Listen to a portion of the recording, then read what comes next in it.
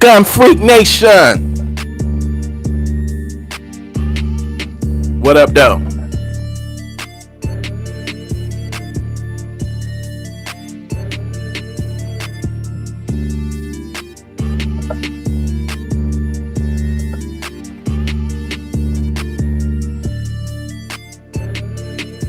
Nephews. Hey, nephew. Oh, no, see. I'm gonna have to put Little Black. Come on now, don't be trying to steal the show, all right? Don't be trying to steal the show, Little Black. Yo, Gun Freak Nation, what's good? I need y'all to be ready for any and everything, but most importantly, be ready for your blessings, for all you righteous ones out there. You know what I'm saying? This beat right here is called Spin the Block, and all my paid members got access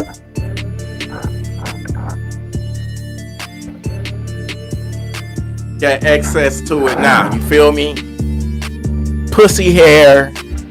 I got another beat called Pussy Hair because that's sort of like ooh, yeah, that's ladies and gentlemen, those are the two latest beats that's on the members only volume 2. If you are a paid member and you need background music or you need music to rap on, oh shit, you know what, Little Black about to shut down the podcast, y'all. Come on, Little Black, go ahead and chill, Little Black.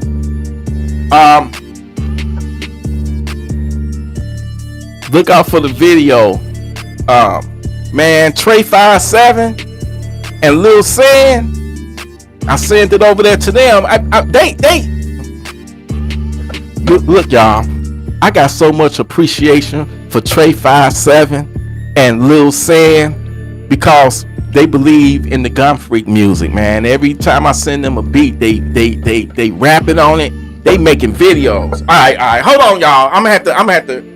Little Black ain't gonna let me do this. He got his claws all in my knees. Little Black, come on. I know you love me and I love you too. Oh shit! All right, that's the Pussy Hair beat right there. Fuck!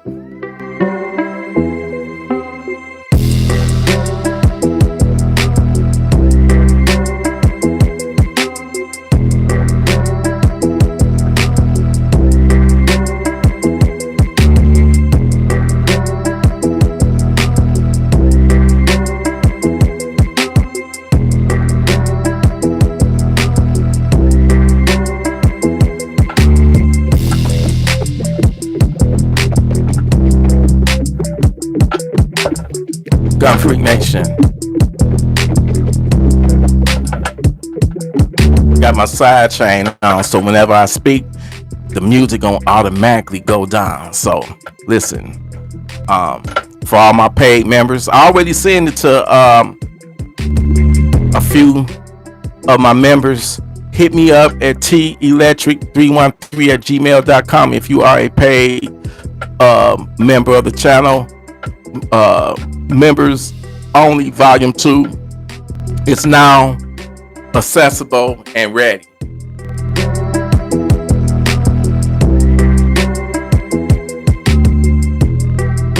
But I just want to talk to y'all about being ready, you know what I'm saying, for whatever, but don't block your blessings. Also, I want to talk to y'all, like, I'm gonna say this.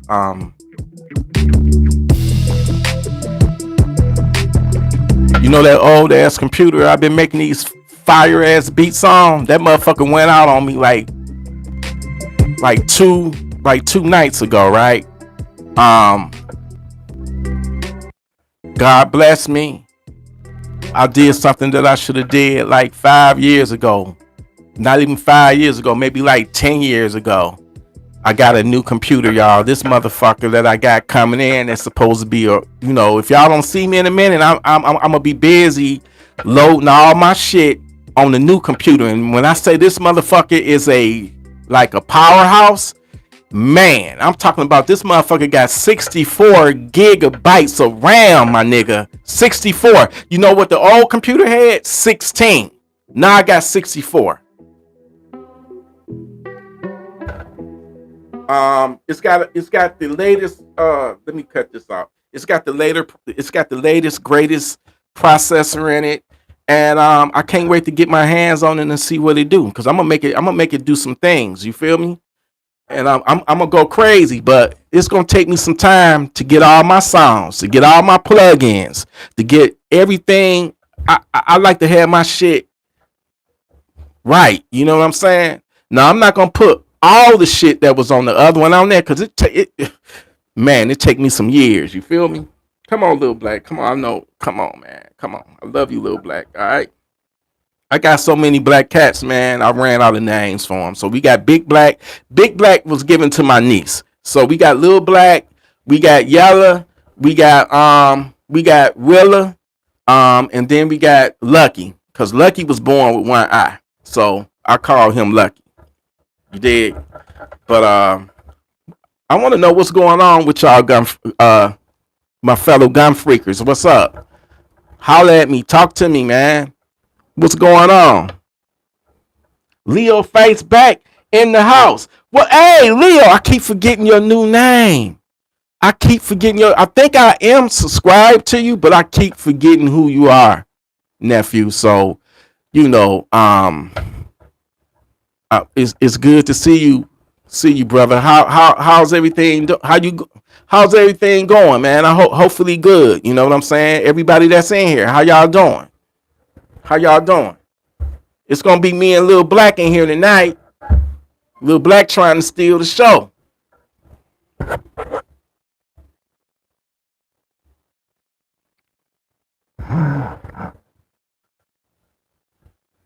You got the Chihuahua puppy recipe? The Chihuahua? That's what's up. You an animal lover like me, you feel me? You an animal lover like me. Lil Black's mama, I took her in the middle of January because I felt bad for her because I was feeding her, and I took her in. At the time I took her in, I didn't know she was pregnant. So once when she got Lil Black and them up to the age to where they can eat on their own, she got the fuck on. She left and never came back, man. I'm sorry, Lil Black, y'all mama abandoned y'all. But you here now. You know what I'm saying? You got a mom and I'm your dad, all right? All right? Okay? You hear me?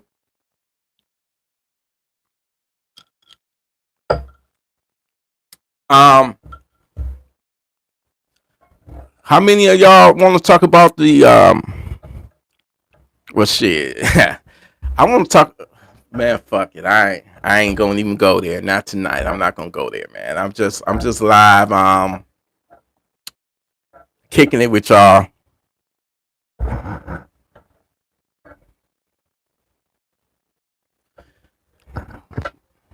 When I say get ready, be ready.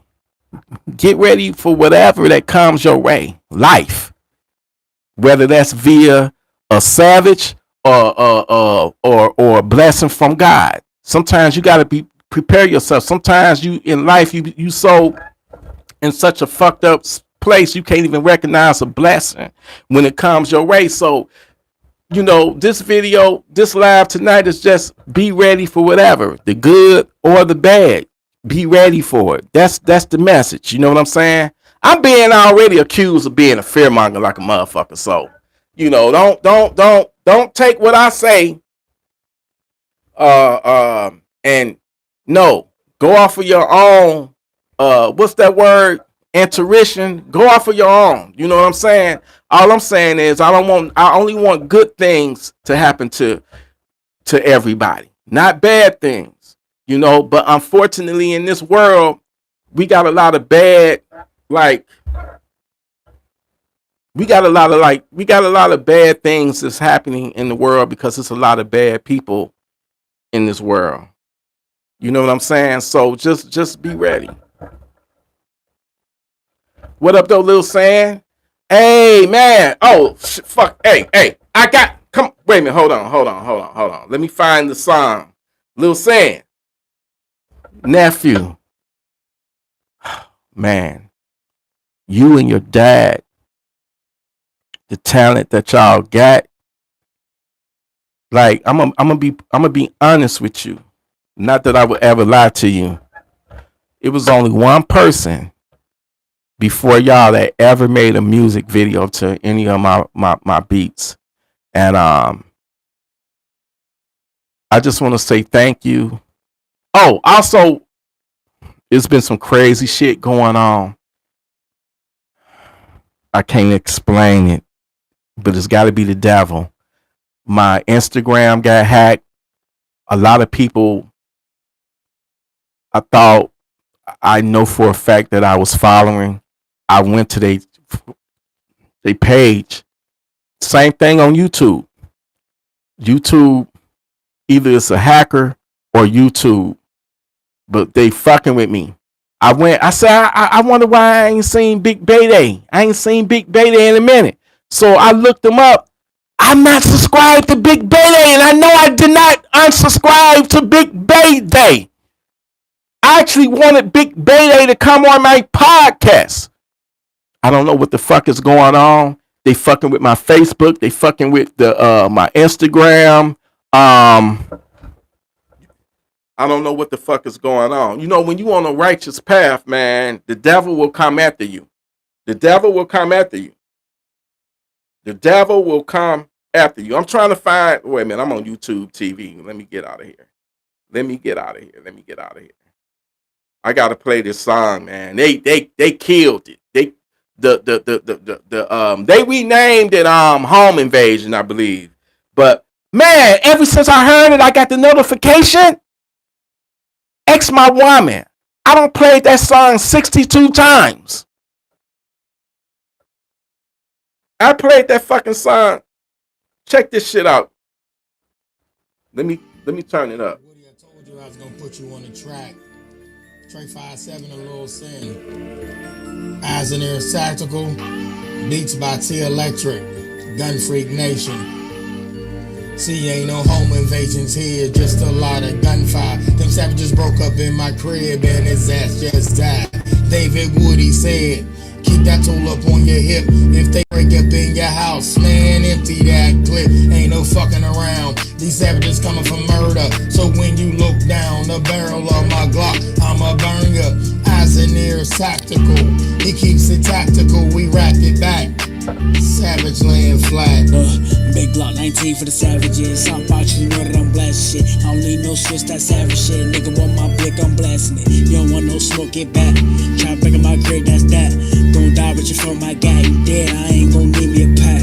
You niggas ain't violent, I'm speaking the truth. Try to break in my crib, but pressure to you. The home invade me, my nigga. I'll show you how the fuck we get through. Man, fuck that. I gotta hear that shit again, man. I gotta hear this again. I gotta hear it again. They killed it.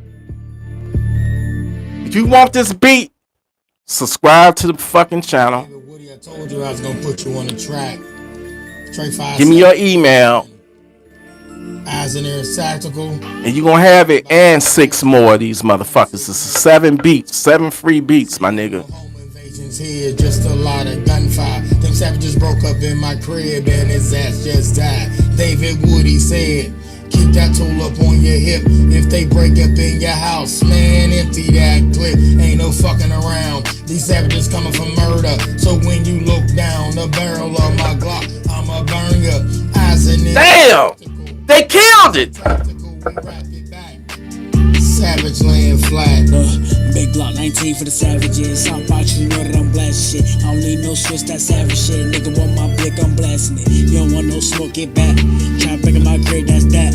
Gon' die with you from my guy, you dead. I ain't gon' need me a pad. You niggas ain't violent, I'm speaking the truth. Try to break in my crib, but pressure to you. The home invade me, my nigga. I'll show you how the fuck we get through.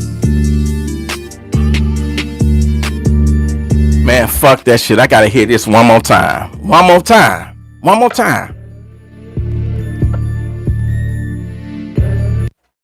You know what? Peace to Trey 57. Woody, I told you I was gonna put you on the track. Trey 57 a Lil Sin. Peace to Lil Sam. They did their thing, y'all. Gun Freak Nation. See, ain't no home invasions here, just a lot of gunfire. Them savages broke up in my crib and his ass just died. David Woody said, keep that tool up on your hip. If they break up in your house, man, empty that clip. Ain't no fucking around. These savages coming for murder. So when you look down the barrel of my Glock, I'ma burn ya. Eyes and ears tactical. He keeps it tactical. We rack it back. Savage laying flat. Big Glock 19 for the savages. South out, you know that I'm blasting shit. I don't need no switch, that savage shit. Nigga want my blick, I'm blasting it. You don't want no smoke, get back. Try to break in my crib, that's that. Gon' die with you from my guy. You dead, I ain't gon' need me a pad. You niggas ain't violent, I'm speaking the truth. Try to break in my crib, my pressure to you. The home invade me, my nigga. I'll show you how the fuck we get through.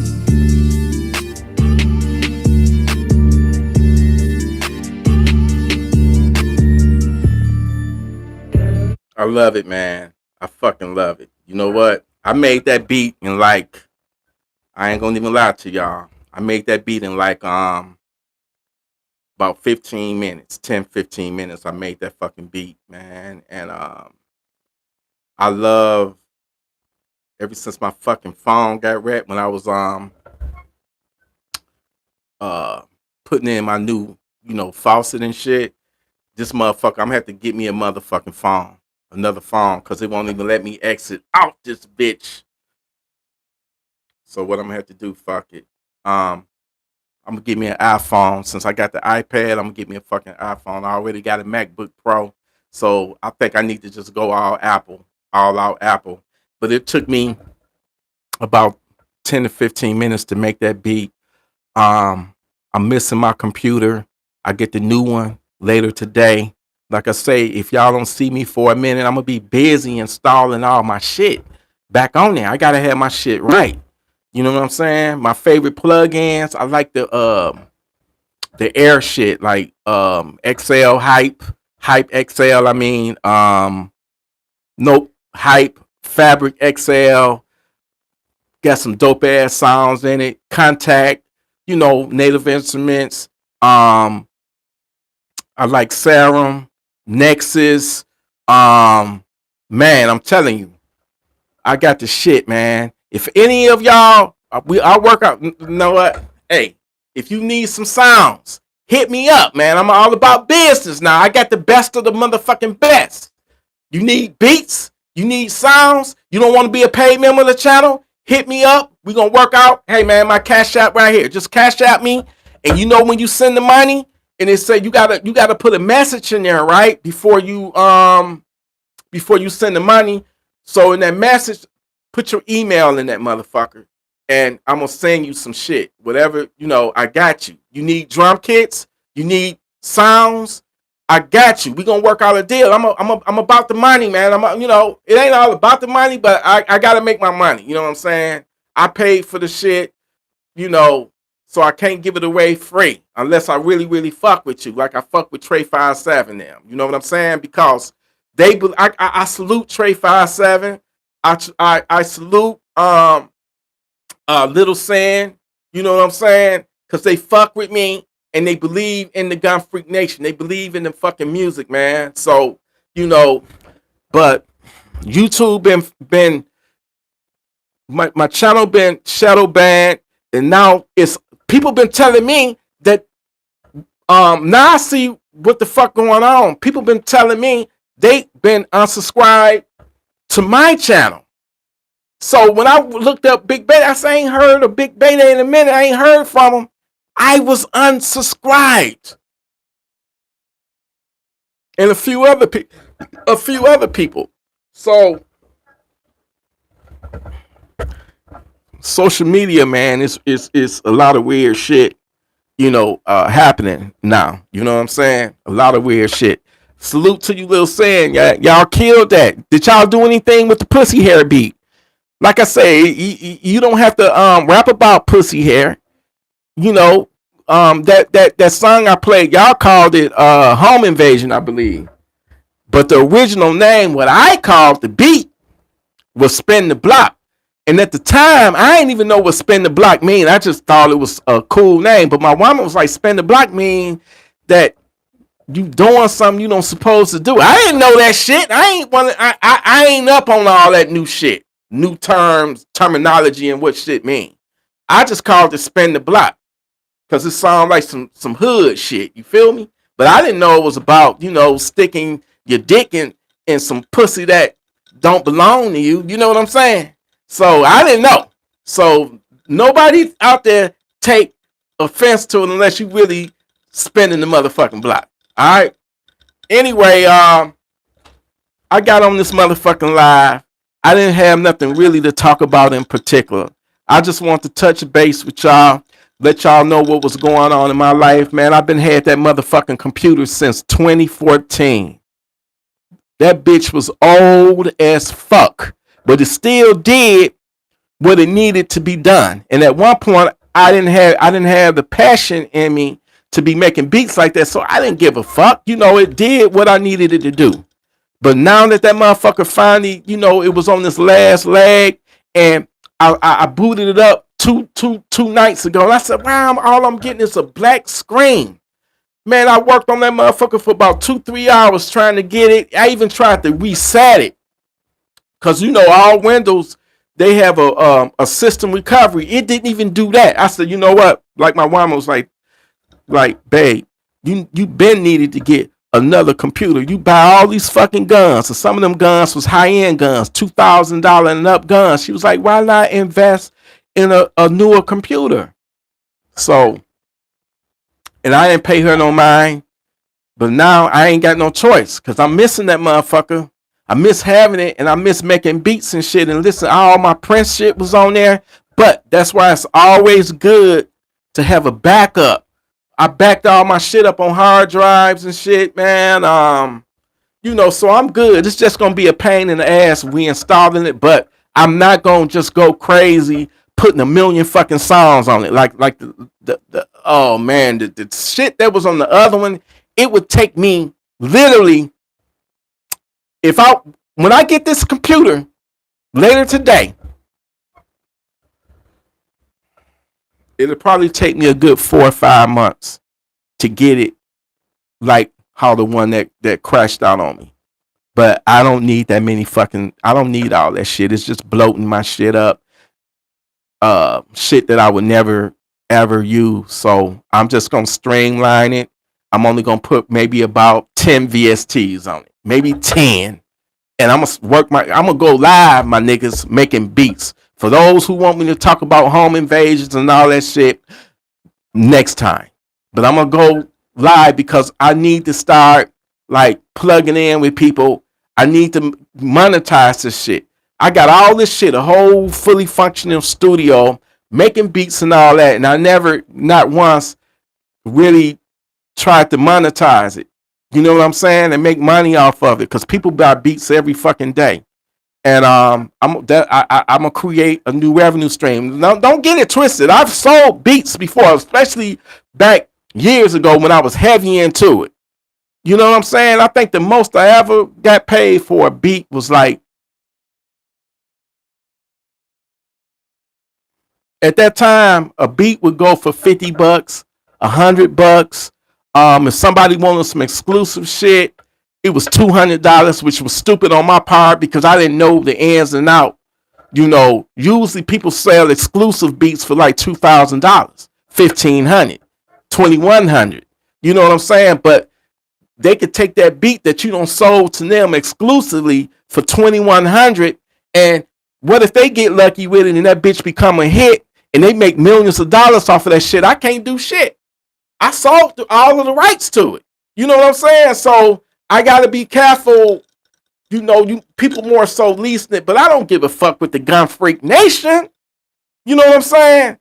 Gun Freak album is coming real soon, but what I'm trying to say is for the paid members that's out there, the people that pay that $2.99 a month for the membership, for the paid membership, not the subscribers. But I'm talking about, I actually got paid members that pay me $2.99, and it goes up. If you want to pay more, You could buy, it's different tiers to this. But however, everybody get the same thing. You're gonna get the early video access. You're gonna get video only content.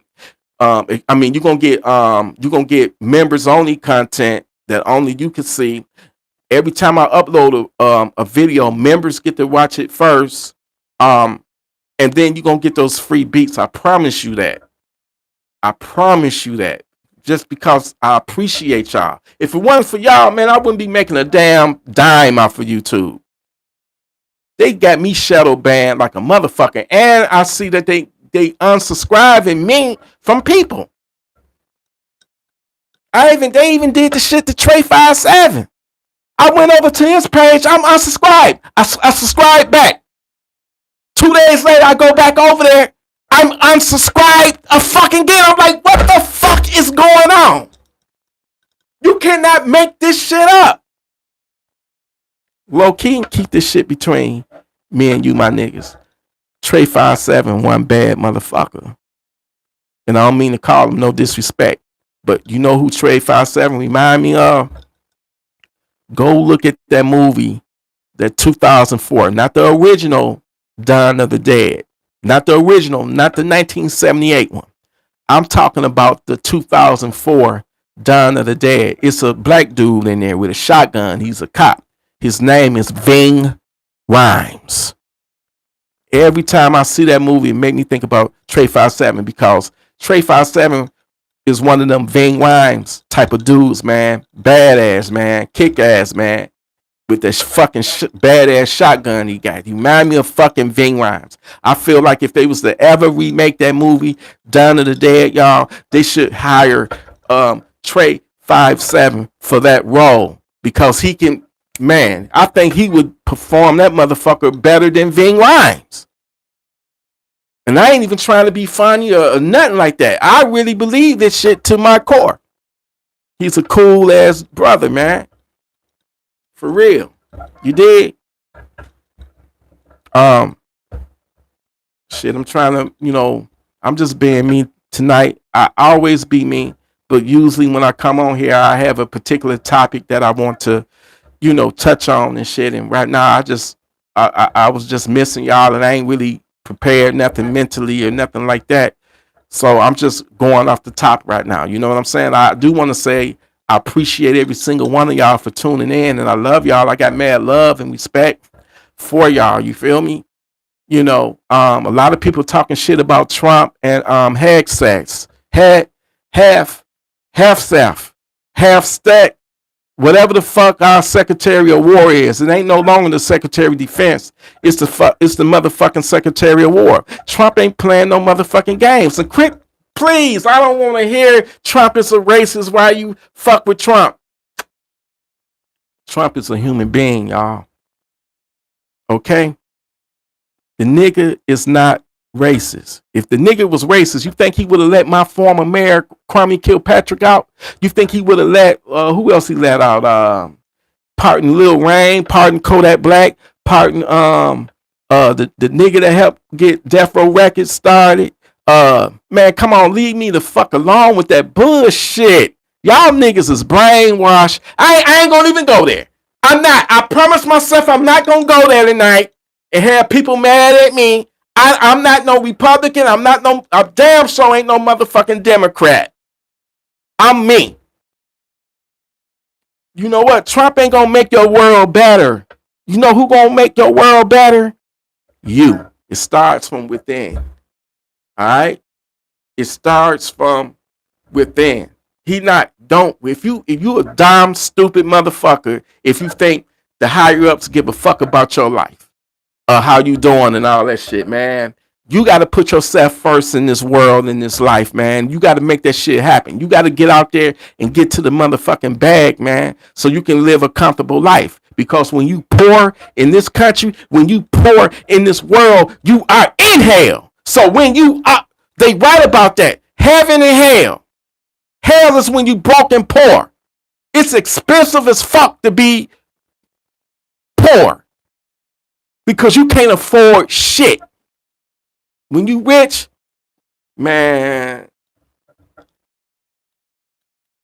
Having money, having money does not alleviate being a human being, and you still gonna have problems. You're gonna have leeches. You're gonna have people trying to suck you out your money, women trying to literally suck you out your money. You're gonna have people, you know, frivolous lawsuits if you do something wrong. Uh, but I'd rather have a rich motherfucker, a rich nigga problem than a poor nigga problem. Cause a poor nigga problem, nigga, you trying to figure out how you gonna eat next week. You trying to figure out how you gonna make rent next month. You trying to figure out, dude, damn, do I got enough gas money to put in my tank to get me on the other side of town? You know, or you ain't even got a car. Can I get up this bus money, this bus pass money, bus ticket money?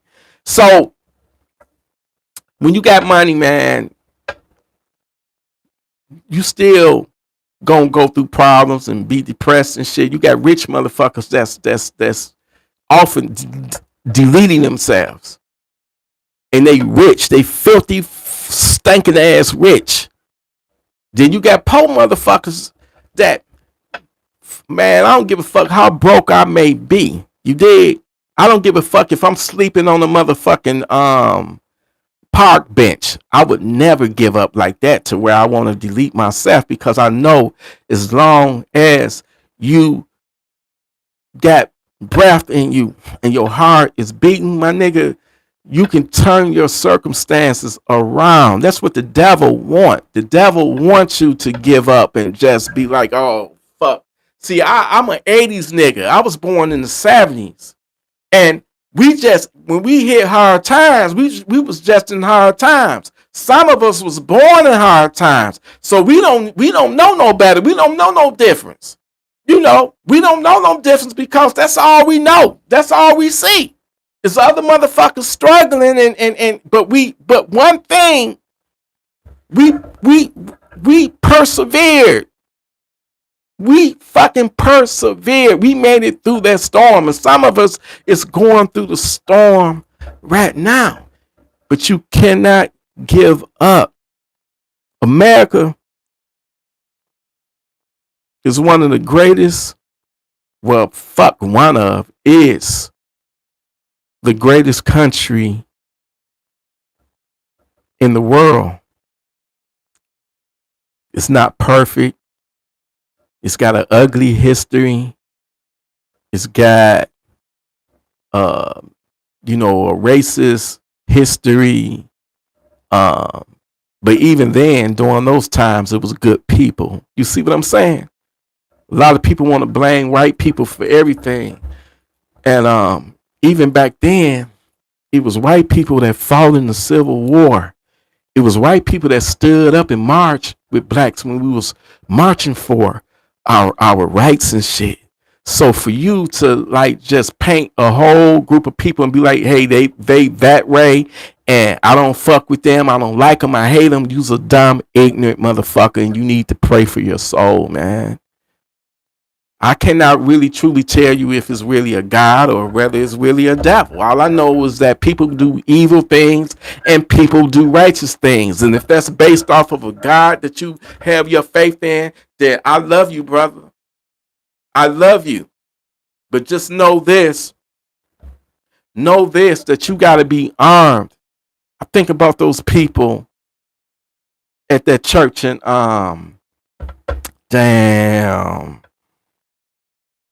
I forget what city, but I think it's like a hour away from Detroit.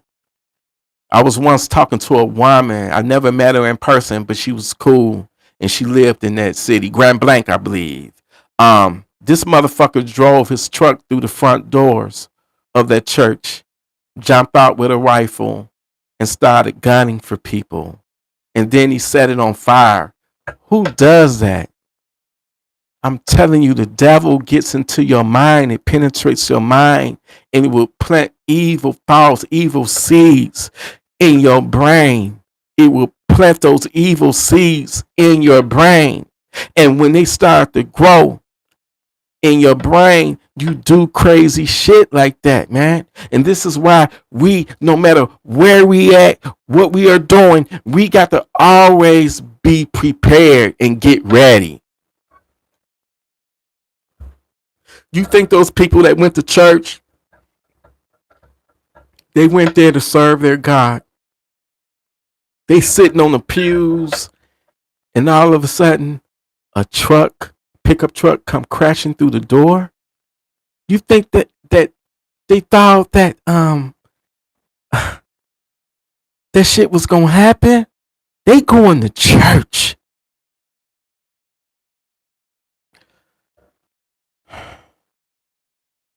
A year ago yesterday, well, 2 years ago yesterday, my nephew went to his sister's birthday party. That was October 1st, the morning of October 1st, because the party took place September 30th, but you know how it is. At the 12th, it's the next day. So it was October 1st, my favorite month of the year. Do you think in a million years that my nephew would have thought going to his sister's birthday party that he would, get murdered because of a split second decision that he made? Which I'm not mad at him for doing it, but I'm mad at him and disappointed because he didn't handle that shit tactically, and he lost his life. He paid the ultimate price for that shit, man. The ultimate price for that shit. So the devil, what I'm trying to say is that the devil will come after you when you least expect it. And probably from a person you don't even know, or that you may even know this person and you wouldn't expect it. So all I'm trying to say is that you got to watch your back. Keep your head on the swivel at all times. Be ready for it. Be ready for it. And that, on that same token, don't block your blessings. Be ready for your blessings. If God want to send a blessing your way, then don't get in your own way, if that makes sense. Don't block your blessings. Embrace whatever that you got going on in life. Embrace it. Embrace it, man. Whether it's good or bad, accept it. And promise yourself that you're gonna do everything in your power to get yourself out of that situation. I can go back into my own life. I'm a living testament. I've been through a lot, man. A lot. And could I have a lot more in life than I do right now? Yes. Am I content to where I'm at in life right now? Not really. I know I can do more. I know I want to put more into this channel, even though YouTube, the algorithms or the YouTube machine do not like me. It's, when you being shadow banned, man, it can be frustrating, man. Once they cap you, where you only, it's fucked up. But the thing that's glorious is, unless they take my channel, and I ain't gonna give them no reason to take this channel, I got y'all. You know what I'm saying? And y'all got me. We all we got. We Gun Freak Nation. You ain't gonna never ever see another movement like this. We unique. We special. We unique. And this is why the powers that be don't like me or don't like us, because this is a movement about righteous people doing all of the right things. We not perfect people. We not no fucking saints, but we damn sure ain't out there committing no crimes. We ain't out there trying to be no motherfucking vigilante. I'm not mad at you if you feel that way, because it is fucked up. And trust me, if I see some fuck shit happening and I feel like somebody's life is in danger, I'm gonna intervene in it and do the best I can. I don't want to get killed in the middle of some bullshit, because I've engaged in it. I noticed the size up a situation, right? Just don't be blind and just, oh, such and such, let me get in the middle. No, that shit will get you killed or get you locked up. So you got to be careful. But if I see a woman getting beat down, but then again, that woman might have just stabbed that man's mama. That man might have just found out that the baby the kid that he don't raise 20 years, 21 years wasn't his, and she cheated on him with his brother. You got to be careful, especially in a relationship. Don't just jump into that shit, because I'm gonna tell you something right now. It's been situations where a man don't kick another man's ass because he laying hands in a violent way on this woman. That woman will get the fuck up off the ground and nigga jump on your ass for jumping on her man that just beat her ass. Women can be crazy. So don't get so motherfucking caught up to nigga where you get your ass killed, because she chose to be with this ain't shit ass nigga. Don't be no fool. Now, if I see a motherfucker trying to snatch up a little kid off the corner in his van or car or something, oh, I'm gonna be on his ass. I'm gonna ram his ass with my car. And then when I get him off the road, I'm gonna have my gun on me and out and ready to pop his motherfucking ass. I'm gonna drag his ass out that car and pistol whip his ass and be tempted to send him to Funky Town. But I'm gonna hold him till the police come. Now that's the type of righteousness that I am talking about. Fuck that. When kids are in harm's way, nigga, I'll put my motherfucking life on the line, because I'm gonna look at that kid like, what if it was my kid? I wouldn't want nobody just sitting by watching my kid get abducted or molested or something. Hell no, man. This is why in Uvalde, Texas, man, them bitch ass, hoe ass, pussy ass, punk ass cops, man, let them kids die like that and bleed out and shit, man. And them niggas got Call of Duty guns with armored shields and body armor on. They let this old punk ass nigga with an AR do that shit. Y'all some weak pussy ass niggas. I would have gave my life to save them kids and them teachers. I'm sorry, little black, I woke you up. I would have gave my life. I would have sacrificed my life, even though I got my own kid. But it ain't in my heart to sit by and let innocents get slaughtered like that. So every one of them motherfuckers, if it was up to me, would be in jail. They would be in jail, under the fucking jail, letting that shit go down like that. It's just, you got to have standards in life. You got to have some type of moral code, man, to follow. We got to be there for our kids. As men, fuck all that shit, man. If you got a kid, ain't no motherfucking excuse not for you to have your kid in your life. And I'm just being honest. I don't give a fuck if the baby mama is a bitch. It's a building downtown where you at, my nigga, that say Friends of Court. You go there. If they want to put you on child support in order to see your kid, then so be it. I go, you got to do what you got to do. That shit happened to me. When I moved on, when we broke up, oh, I got to fuck you in order to see my son? I mean, I did it once. You know what I'm saying? I felt guilty. I felt like I was being raped. And I gave in. It was Christmas. I said, I got to see my son. And I had to do what I had to do. And then I got mad at myself. Because I'm like, I'm with a good woman. I'm in a relationship with a good woman. I got to fuck you. And all I got to do is just fuck you. And I can see my son. And I did it. But then I thought about it. I had a guilt trip. And I said, you know what? Fuck it. I talked to my girlfriend. And she was like, you know what? Let's go to the Friends of Court and get your rights and shit. You know what I'm saying? Get your parenting time. I mean, I don't want to dive too deep in it. It's very personal. But I'm just saying, you can't use that as an excuse. Oh, I pay my child support. That ain't shit.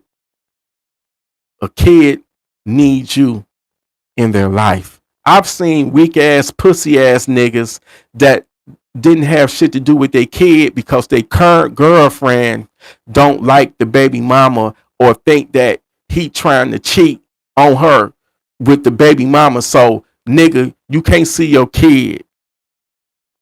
And niggas is weak enough and pussyfied enough and pussy whipped enough to obey her orders. Ain't a bitch alive can keep me away from my kid. And if you even remotely utter such horrendous, fucked up words to me, bye, bitch. I don't want to have shit to do with you. I've seen situations where men have brought their kids around the woman and she don't want to have shit to do with them. She act funny with them. Don't offer them no food. Don't. Why you with this bitch? Man, as men, we got to start making better choices with who we choose to be with. Because who you are with really ultimately is going to represent you. So if you with a bitch, I'm sorry for saying bitch, man. I mean, it's a lot of women out there. So if this don't imply to you, let it fly. Because all men is not a man, and all women is not a woman. It's some hoes out there, and it goes both ways. A lot of us men, we can even be married or be in a committed relationship, but sometimes if we got that in us, and I was like that real fucking bad, man. My one of my low points is my addiction to like sex was so fucking bad that, oh man, I'm sound very horrible for this. But just know that God on my most high put me out of that cesspool of lust and temptation. And I was the type of nigga that if I saw a woman or whatever, and I can be taking my woman shopping or something, you know, and I'm out in the parking lot, and this true story, and I saw a fine ass woman. She might have been a street woman, I don't know, but she didn't look like one. Looked like she was one mulatto, half black, half white, you know, straight, beautiful hair, nice big, you know, titties, perky nipples. You can see her nipple prints through her shirt. Nice big moon ass, you know, Coca-Cola bottle shape, everything. Nice, you know, tennis shoes and everything. And we locked eyes. I'm in the parking lot chilling, you know, listening to my Prince and shit, chilling and shit.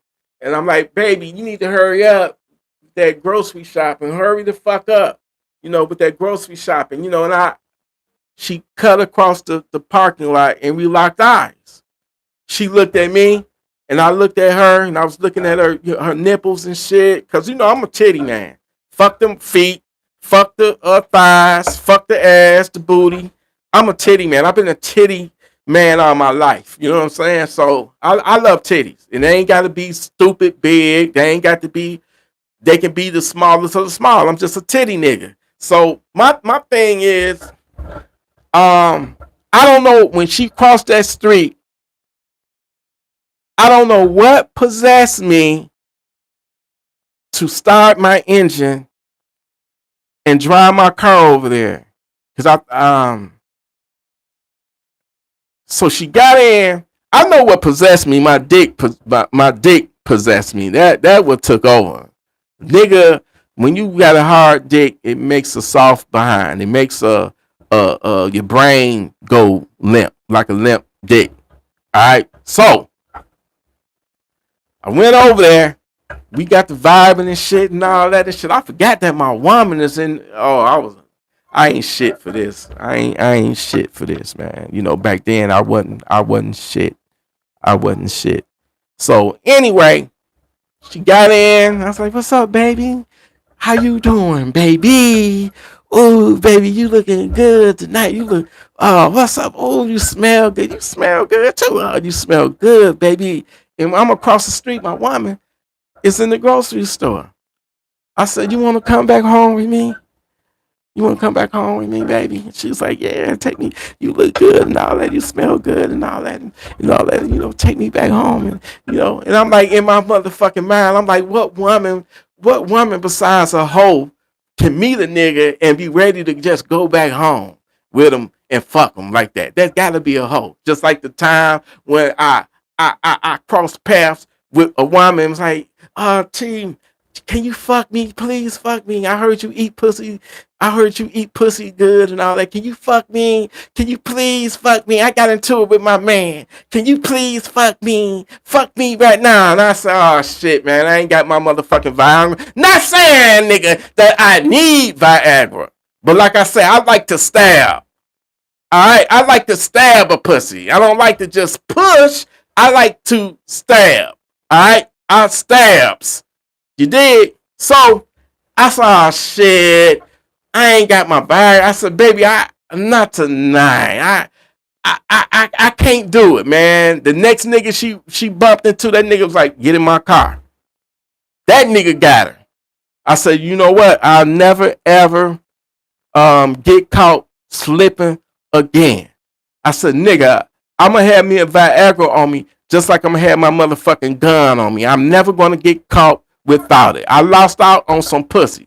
But the thinking of me now is, what kind of woman that don't even know a man and you just gonna leave and y'all fuck. So please don't judge me, but I was doing fucked up shit like that. I was doing shit like that, man. And God, man, tell you something, man. God, man, the Most High, I gotta give it up to him, because some of the things I've been through, I don't even know how I made it. I remember my mama being a preacher, and she used to sing this song. Damn, I forget the name of it, but I remember she used to be like, I made it, I made it.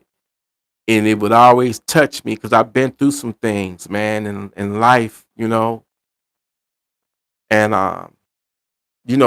life is, so short. I remember the golden days when I had all my people, when everybody was around, man. How special is them days? I know y'all can relate. Y'all can relate, because each and every one of y'all done experienced a death in your family, whether it's your immediate family or a relative or a friend. And you can go back in them times, man, when it was still there. I call them the golden days, man. What I wouldn't do to have them days back. You know what I'm saying? Just to have my mama cuss my motherfucking ass out one more time, or my daddy get on my ass and, get your ass up and find your motherfucking ass a job, because I was a spoiled motherfucking brat kid. I got every motherfucking thing I ever asked for, and I didn't have to work. I was a motherfucking, oh my God, man. I was one of them niggas, when I did work, I might work that motherfucking job one day. If I didn't like that motherfucker, I wasn't coming back, because I didn't have no repercussions, because I knew that mom and pops and mom was there for me and gonna take care of me, man. Which I guess they kind of like fucked me up, because I ain't gonna lie, I'm kind of doing that same old shit to my kid, my son, and he about to be 21 this month. All I'm trying to say is, we all know about them golden years, and if you are living in the moment right now of your golden years, you better tell everybody that you fuck with them, that you love them, that you appreciate them. Because guess what, man? We all gonna die one day. Even though we be sad and all crying and shit when we lose. When I saw my sister in her casket, when I saw my daddy, my nephew back in '05, my daddy in like '07, and Then my mom and my two brothers and my nephew. I'm crying and gonna miss them and stuff, but that's my future. I'm gonna be just like them in a state of non-existence. You don't exist no more. You just don't exist no more because you ain't coming back. I wish it was like some type of alternate world where it'd be beautiful, man, if you had like an alternate world where you get to like be with your loved ones that passed before you, and y'all all reunited. Wouldn't that be a beautiful thing? That would be awesome, man. And in that world, they got it right. You know, where this man-made shit, the system that we living in, it ain't shit. Where you got to struggle all your life. If you rich, you good. But if you poor, broke, or whatever, man, it's gonna be hell on earth. Then you got to deal with these savages that's amongst us. Even the rich folks got to deal with them. They might be even more targeted than the broke nigga. They know they ain't gonna get nothing from no broke nigga. They want the rich niggas. And when I say nigga, I'm talking about white niggas too. Y'all know me. Don't take offense to that.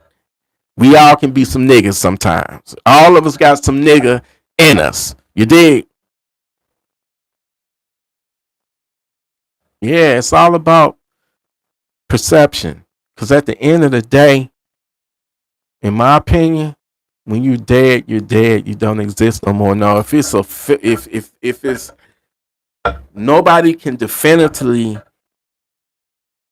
clarify what it feels like to be dead or what it feels like to not exist no more, because you're very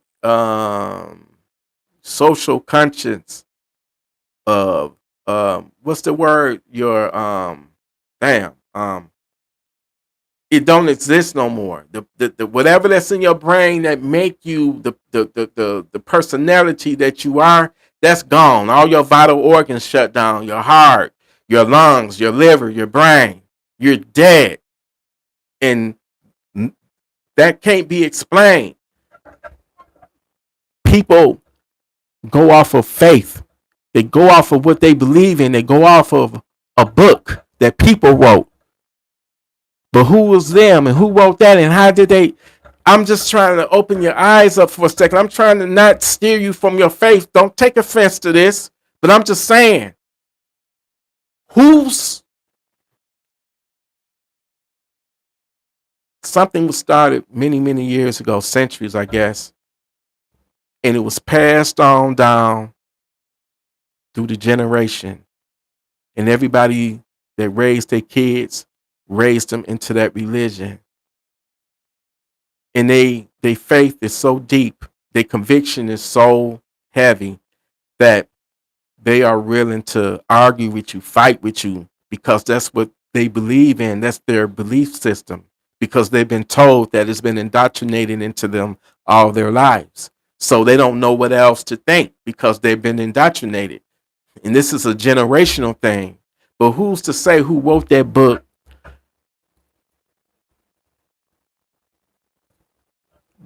was just making all that shit up? And when you die, you ain't gonna come back to tell me what the fuck is like to be dead. Cause when you die, you loses everything, your consciousness, everything, the very essence, what makes you the person that you are.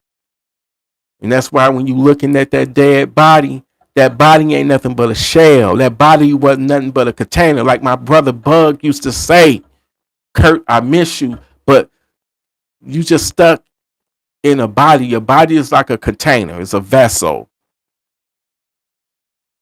But one day, if we don't get unalive by the devil, by one of these stinking ass savages,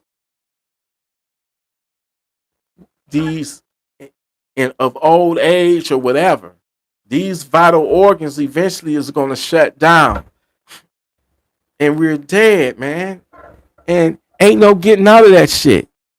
One thing we will never be able to do, at least in our lifetime, is beat time. Time waits for no one.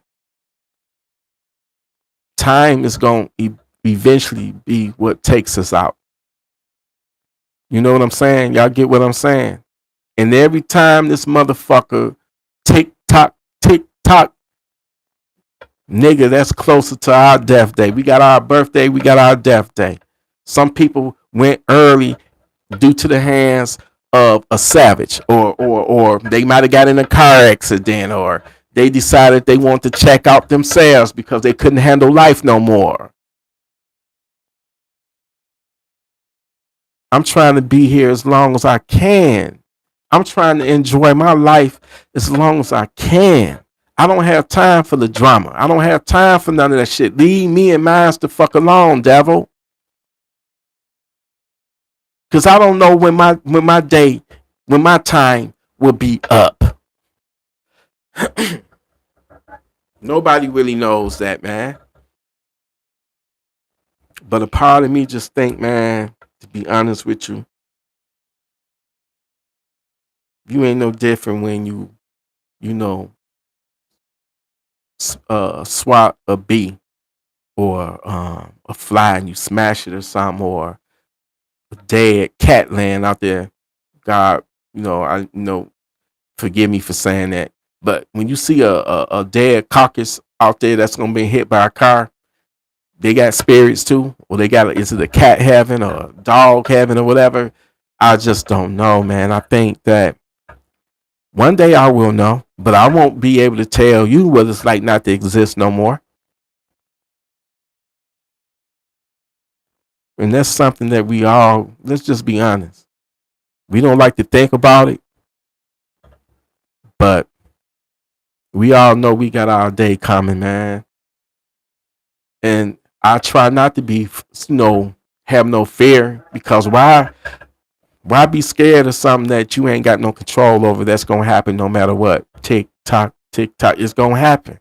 So I say don't even focus on that shit. Focus on enjoying the life that you have now while you have it. And don't let the devil, cheat you out of your life by stealing your life from you. And that's also separating all of the people that come around you and steal your joy, that steal your happiness. When they coming around you and all they want to do is talk about somebody else and insert you into their problems, and the next thing you know, their problems become your problems, and get them type of people out your life. They don't really appreciate you. Put yourself first, protect your motherfucking peace, and keep it moving in life until you reach all of your dreams, all your goals in life. If that just means just being content and being happy, man, knock your motherfucking self out, man. Be happy. This motherfucker ain't tomorrow, or sometimes today ain't guaranteed to you. Look at them people got gunned down at that church. Shame on that church for not having armed security that could have put that bastard down, put up some form of resistance where people can, be getting away. Because I guarantee you, if somebody there would have been armed, it would have got his attention, and he wouldn't have been gunning down other people. He would have been probably trying to gun your ass down. But I hope you get him before he gets you.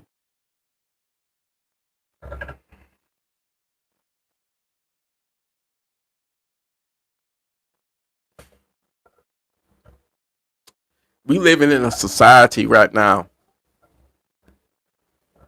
with social media, and you know, things can go down and go left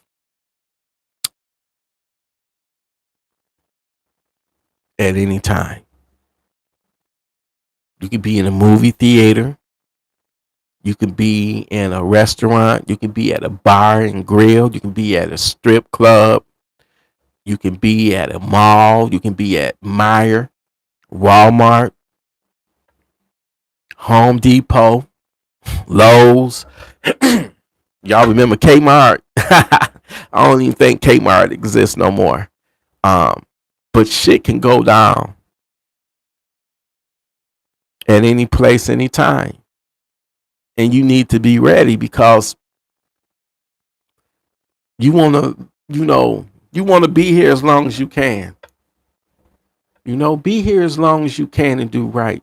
You see what God did for me when I was out there lusting and just uh couldn't get enough of women, and I just I'm glad that I don't have that lust in my life. Lust is a motherfucker.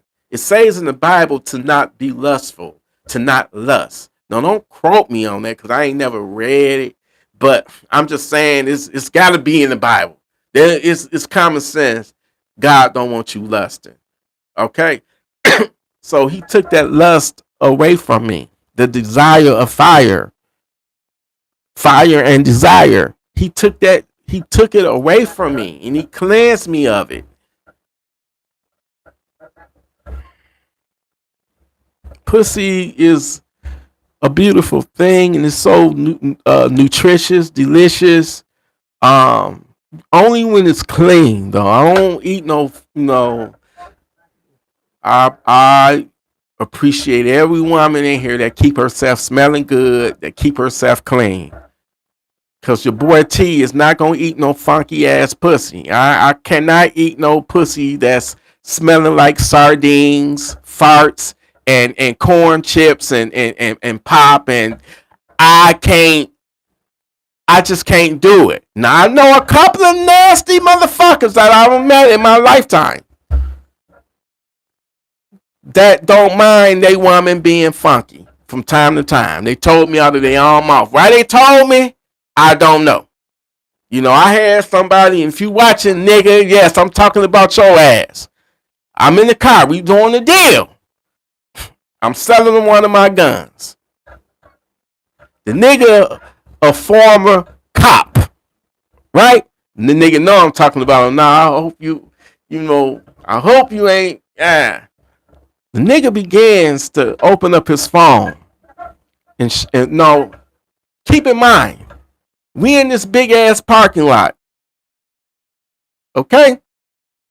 My woman is in the next car. All right? She's sitting in the next car. In our car. I get out of my car, get on the passenger side of his. He begins to rip out his phone and and say, check these pictures out of my wife. And I'm like, whoa. I mean, they was like some hot, sexy pics. Even lingerie pics, camel toe pictures, fat pussy. He even pinched on a picture. Was like, yeah, don't she got a fat pussy, T? And then he took his two fingers and he pinched the photo to zoom it in on her fat pussy. And I'm like, yeah, she got some fat pussy. And he began showing me these pictures, and I'm like, dude, are you getting turned on because you think I'm getting turned on? And I'm not gonna lie, I was in a awkward situation because literally I got my woman next car over, and he's sitting right next to me, and he having me rate pictures. Rate, R-A-T-E. I didn't say rape. I said rate, R-A-T-E. Rate pictures of his woman. I didn't know how to feel. That shit was awkward. Then my dick started getting a little hard too, and I'm like, damn, I can't let him see my dick get hard. This is his wife. Or is the nigga trying to? I don't make the shit make sense. I don't know. I was so ready to get the fuck up out of that car. And when I got in my car and my shit, My woman like, damn, T, why your dick hard? What y'all been in that motherfucking door? And I'm like, what the fuck? Like, come on, man. You cannot make this shit up. But people like what they like. And what up? I ain't gonna even start on your motherfucking ass, nigga. The shit, the disgusting, foul, crazy, nasty shit, nigga, that you send me almost on a motherfucking nightly basis, my nigga. You can never ever talk about me. I done been with some hoes and shit. Like I fucked 21, 23 women like that in like a week and a half or some shit like that. You know what I'm saying? I was a drug dealer for 2 weeks and shit because I was a pussy whip, Mexican loving, Hispanic addicted, nigga, and I didn't want my bitch, my hoe, to get beat up because she owed some debt.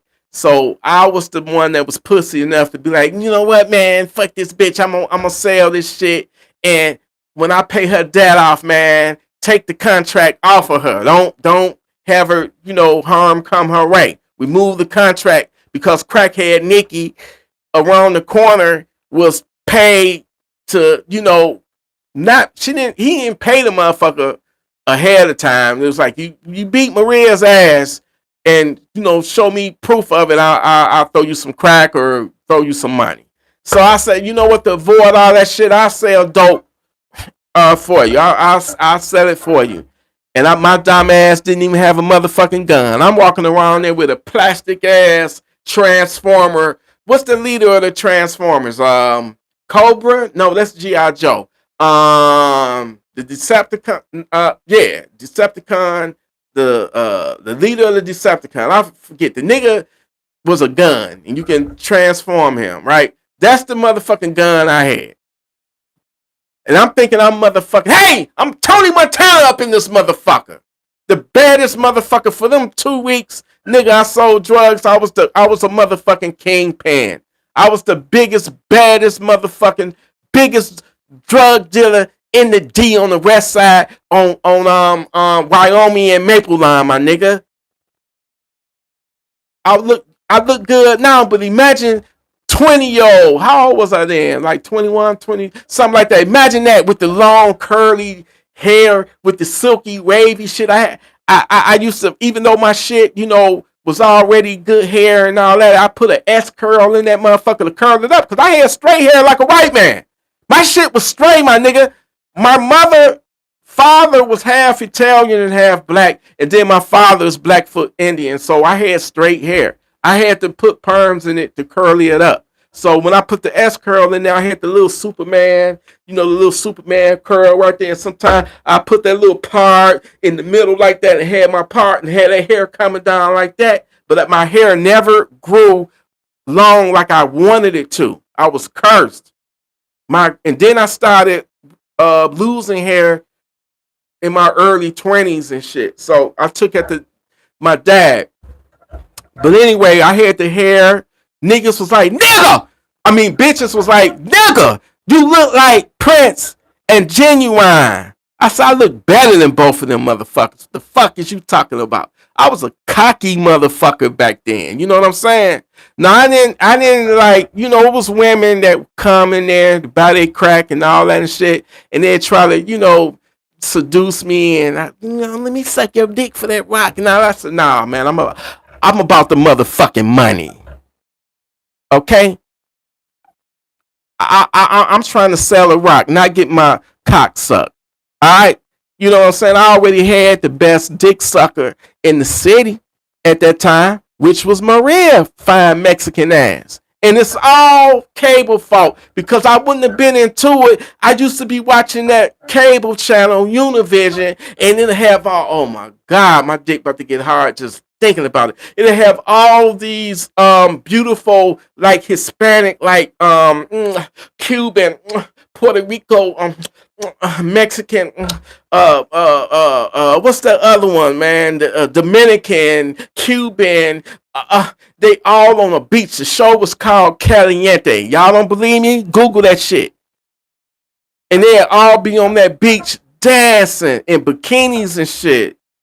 Ass is jiggling, titties shaking. Titties jiggling, ass shaking. So one day when my sister was like Terry, I saw the prettiest Hispanic at this gas station. She was just hanging out. I said, that bitch is a hoe. She prostituting at the motherfucking gas station, man. We already knew. I knew it. And you know, by my mother being a preacher and stuff, and she had a soup kitchen, all them niggas used to show up in our backyard, all standing in the motherfucking line to get that motherfucking free food that my mom was dispersing. Cause she would get it, you know, because she had her church and a lot of people donated. So, you know, one thing, you could never be hungry around my mom. She gonna feed you, even if it's coming out of her personal refrigerator. She gonna feed your ass. I could tell you some stories. My mama was the type that if you fell on hard times and she knew you already, she would take you in. She was that type. Mama and daddy was like that. And sometimes taking in just anybody, well, I ain't gonna say just anybody, but a lot of the people that they took in, put it this way, didn't appreciate what they was doing, and they'd come and try to nasty up the house. And man, that's why I ain't like that. You know, I got to really, really have love for you if you hit hard time, for you to, you know, cause I'm stuck in my own ways. I like my shit you know, my house got to be clean. Cause I don't deal with people. You dig? Hell, man, it was a woman finding a motherfucker. Big ass titties, big nipples, big beautiful apple ass, you know, sweet smelling pussy, pretty toes, long curly hair.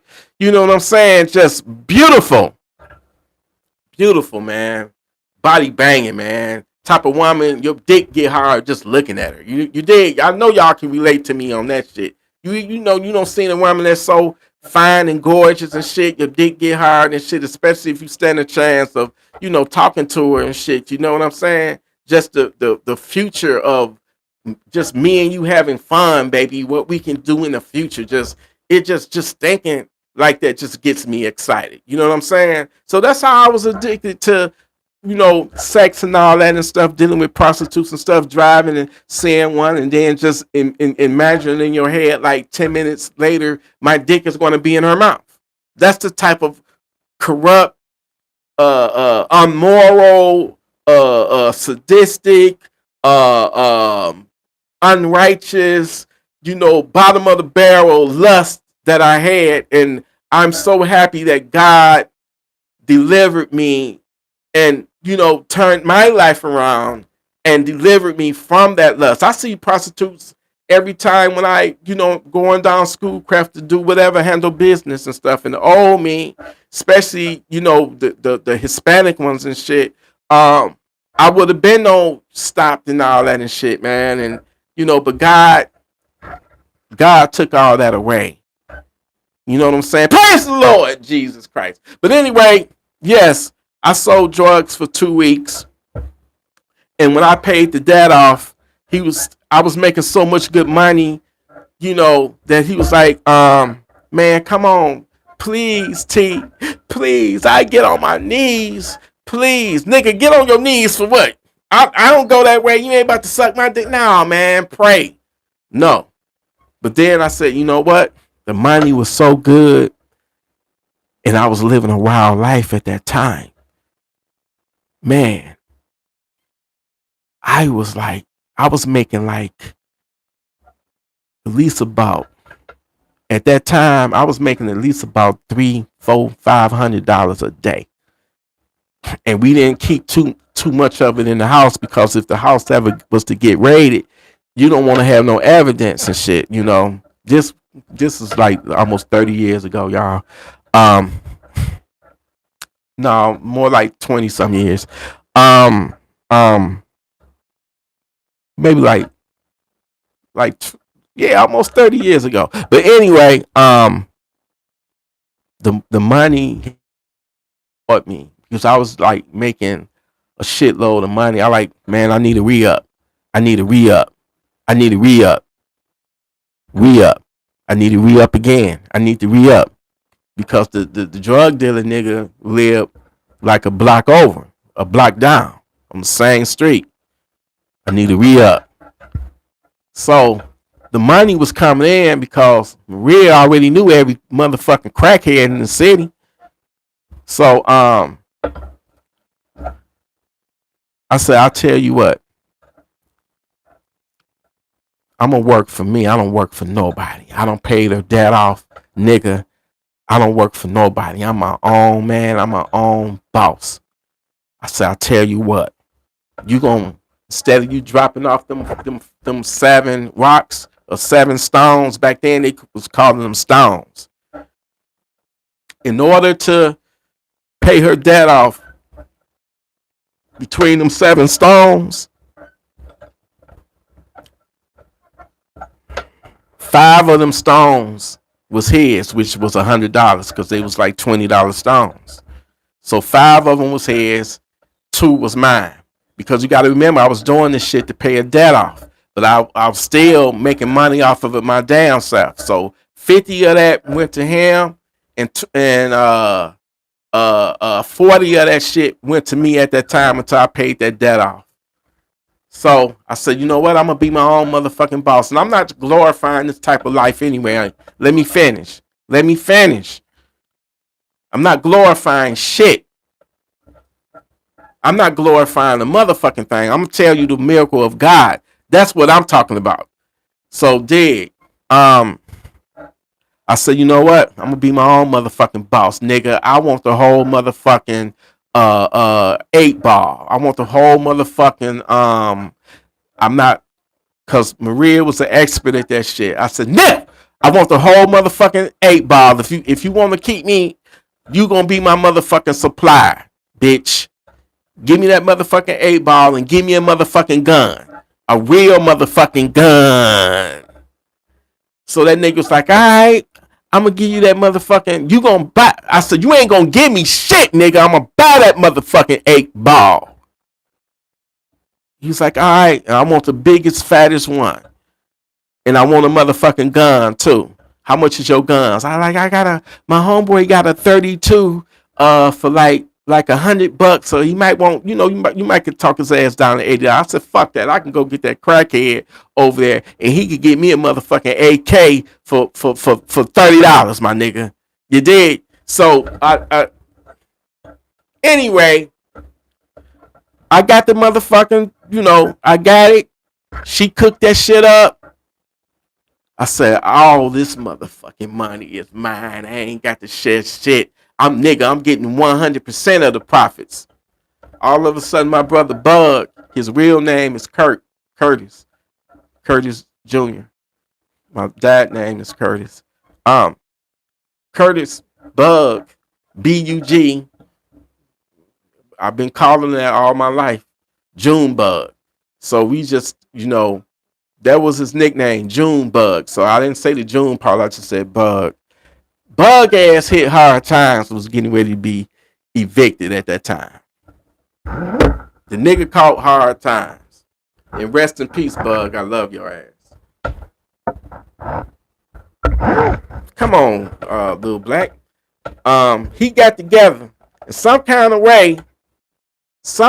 way he convinced my dad to put me out of the motherfucking house. Ain't that a bitch? Because the house that we was living in, my daddy owned it. You know what I'm saying? My daddy owned that house. So he was getting ready to get evicted. He got in my daddy's ear. Terry ain't doing nothing to that house. He ain't fixing on it, man. He fucking around with hoes and and he was like, Dad, kick him out and let me move in and I'm gonna fix the house up.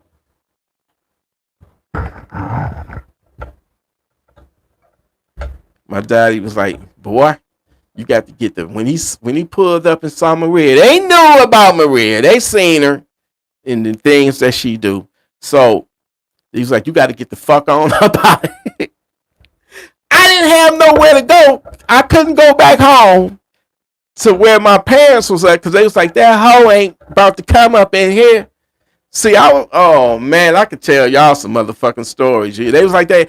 You can come, son. You always welcome. That's one thing about my parents. They didn't give a fuck. If you was their kid, they didn't give a fuck, nigga. You had a home to always come back to if you hit hard times. That's just how my parents were. But this time they was like, no, you can come, but she can't. And as being the arrogant ass nigga and spoiled ass nigga as I was at that time, if my woman can't come, then I can't come. So I guess you could say I went homeless for that Mexican pussy. Because, see, I'm telling too much now, man. I mean, y'all gonna have to wait for the motherfucking book, man. See, now y'all know that TElectrik was homeless at one point in his life because he couldn't bring his bitch into his parents' house because they didn't want no hoe up under their roof. And I went through some things, and then when winter, struck, my mom was like, I can't see my child out there in the cold like that, And it was like, all right, you and that hoe can come on in. And we moved in, and my mother, man, treated her like shit. Like she wasn't even good enough to wash her dishes. Nah, like, Mom, why you treating her like that? Got that hoe living up in here. And then, Maria be walking around the house with sheer shirts on, where you can see not just her nipples, but you can see the areolas. The areolas is the wrong thing, and then you got the nipple in the middle. You can see all that. She walking around with it. She had big ass titties, Mexican titties. And my father happened to be in the kitchen, and he looking. I'm like, Mama looking at Daddy, looking at her, and it was just, I'm like, I had to get my shit together, get my own place. And it was just, anyway, me and Maria ended when her father died. She was from Ohio. When her father died, she met up with her fucking husband. And she left me for that nigga. Ain't that a bitch? Ain't that a fucking bitch? This is why I say the T now will never, ever, ever, ever in a million years make some of the most fucked up, wildest ass choices that I made. But at that time, I was wild and full of full of pumping out coming to bitches. You know what I'm saying? You know how they say you young, dumb, and full of cum? Well, I was young, dumb, and pumping out the motherfucking cum. And, that's why I say the things that I've endured, the things that I did, I'm glad that, God got me in a better place spiritually, mentally. I don't believe in mistakes. I really don't. I don't believe in mistakes. I only believe in lessons. That's all mistakes are. It's lessons. And as long as you learn from those so-called mistakes, man, these lessons, you're going to be all right. Never give up. It's a lot of shit I've been through in my life, and I made bad choices, good choices, but I say this shit to say that don't make the mistakes that I made. It's okay to have fun and live your life, but do it responsibly. You know what I'm saying? Fucking around like that, I could have caught something really, really bad. I could have got killed, robbed and killed at the time when I was slinging that shit at the house. And that was so disrespectful to my daddy.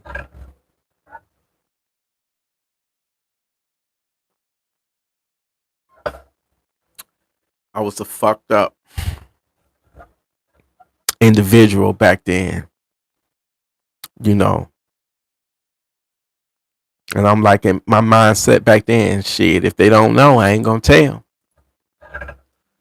You know,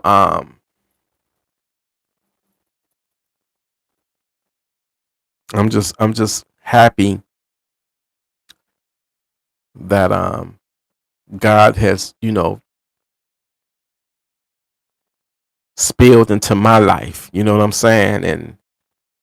Uh and delivered me from a lot of unrighteous shit that just wasn't, you know, cool. It might be funny, but it's not cool to do because I guarantee you, if I would have kept selling drugs, I wouldn't be here right now. I would not be here right now. I'll probably be in a big ass fucking mansion, my nigga. No. Jokes aside. I probably wouldn't be here. I'd probably be in prison or worse, dead. So that was one of the best decisions that was ever made, that you know, to get me up out of there, man. I guess you could say I always have had a weakness for a woman or women. You know, I at that time I could never be a one woman man because I would always have those wondering eyes and just be looking and stuff. And we all guilty of that, every single one of us. But when you find the right one, and when God delivers you and you find that right one, man, you gonna still look, but you're not gonna have the lust behind it. You know what I'm saying? You gonna still look. But getting back to that fine ass woman, I met her and stuff, and I went to her crib, man. She was banging and everything, but man, them roaches that she had at her house, man, everywhere you look, it was a motherfucking roach. I said, damn, man, you need to do something about this. If I had roaches like that, I wouldn't even invite nobody to my house. It ain't no excuse to have roaches. You know, it just ain't. So, you know, I'm trying to, I just, everywhere you look, literally, it was a roach. So we went back there to her to the bedroom, you know. I said, hey, what's up, babe? You know, you got your drink, a little tequila, a little wine and some vodka and all that. We gonna mix it up and all that and drink it up, you dig? Man, soon as I set my motherfucking glass down, my nigga, and I picked it up, man, it was a roach on the motherfucking glass. I said, God damn. I'm looking around, roaches to the left, roaches to the right, man. Them motherfuckers, I'm like, it didn't even phase her. It didn't even bother her. And I'm not one of them bitch ass, oh, they got roach right there and shit. I've dealt with a situation like that before, my nigga. I know what it's like to have roaches, my nigga. Didn't I tell you that my mother would just take in anybody that was part of the family? Well, sometimes when them niggas would move in, they will fucking move in with their fucking roaches, my dog. It'll be roaches in they suitcases or their bags. I don't know how in the hell they got them in, but roaches is some clever motherfuckers. Them motherfuckers hide good and they duplicate, and then once when they get a whole bunch of them, they get powerful, and that's when them motherfuckers start to come out and shit. And then mostly them motherfuckers come out at nighttime. The freaks come out at night. The freaks come out at night. The freaks come out. The freaks come out. The freak. Yeah, they like them motherfuckers. They come out at night, and then when you go in your kitchen and flip that light on, them motherfuckers get to running and shit, scattering like niggas, like it's a mass shooting or something. Cause that's how niggas be, you know, running and shit, scattering and shit. when niggas get to shooting and shit. They scattering like roaches and shit, man. So, but when you know you got a bad infection, a bad damn, what's the word? When you got a bad infection,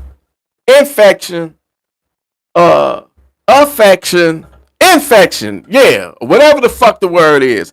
Whenever you got that, it don't matter whether it's night, evening, morning, noon, them motherfuckers is out. And that's how it was at her house. When I saw all that fucking roach doo-doo, all up in the corners and shit and up under her picture frames and all that, I said, man, I don't even know if I want to fuck this woman right now. Cause she might have all these motherfucking roaches, man. She might have some roaches in her pussy. I said, I don't even think I want to fuck her right now. I might have to go to a hotel, take you to a hotel. I don't even think I want to bring you back to my house because you might bring some roaches with you. But when she began to, to undress and shit and pull down her pants, and I saw that big, beautiful ass and shit, big, beautiful yellow ass, big, soft, beautiful, big motherfucker, the kind you just want to take a bite out of it like it's a big peach, a big apple or some shit like that, my nigga. So I said, man, fuck them roaches. I focus on that ass, laser surgically, nigga. I focus on that ass. I begin, your boy T commenced to tearing that motherfucking ass up. I'm looking at roaches and all that shit. One right over my motherfucking head. I hope this fucking roach don't fall down and land on her back.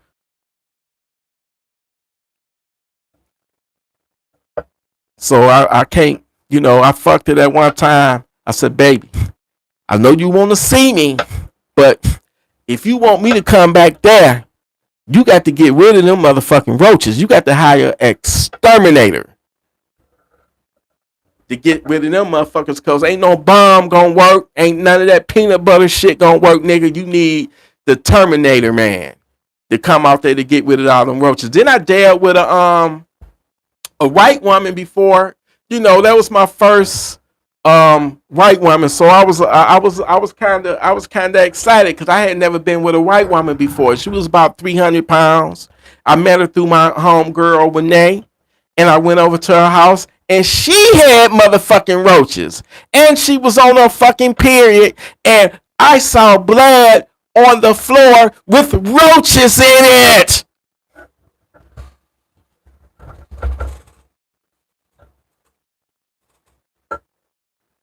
I couldn't leave because I had got a ride over there, and the ride had left because my intention was to go over there and spend the fucking night and fuck this fat bitch all night. Now I'm stuck over there with this fat bitch, and she got roaches all over the place too.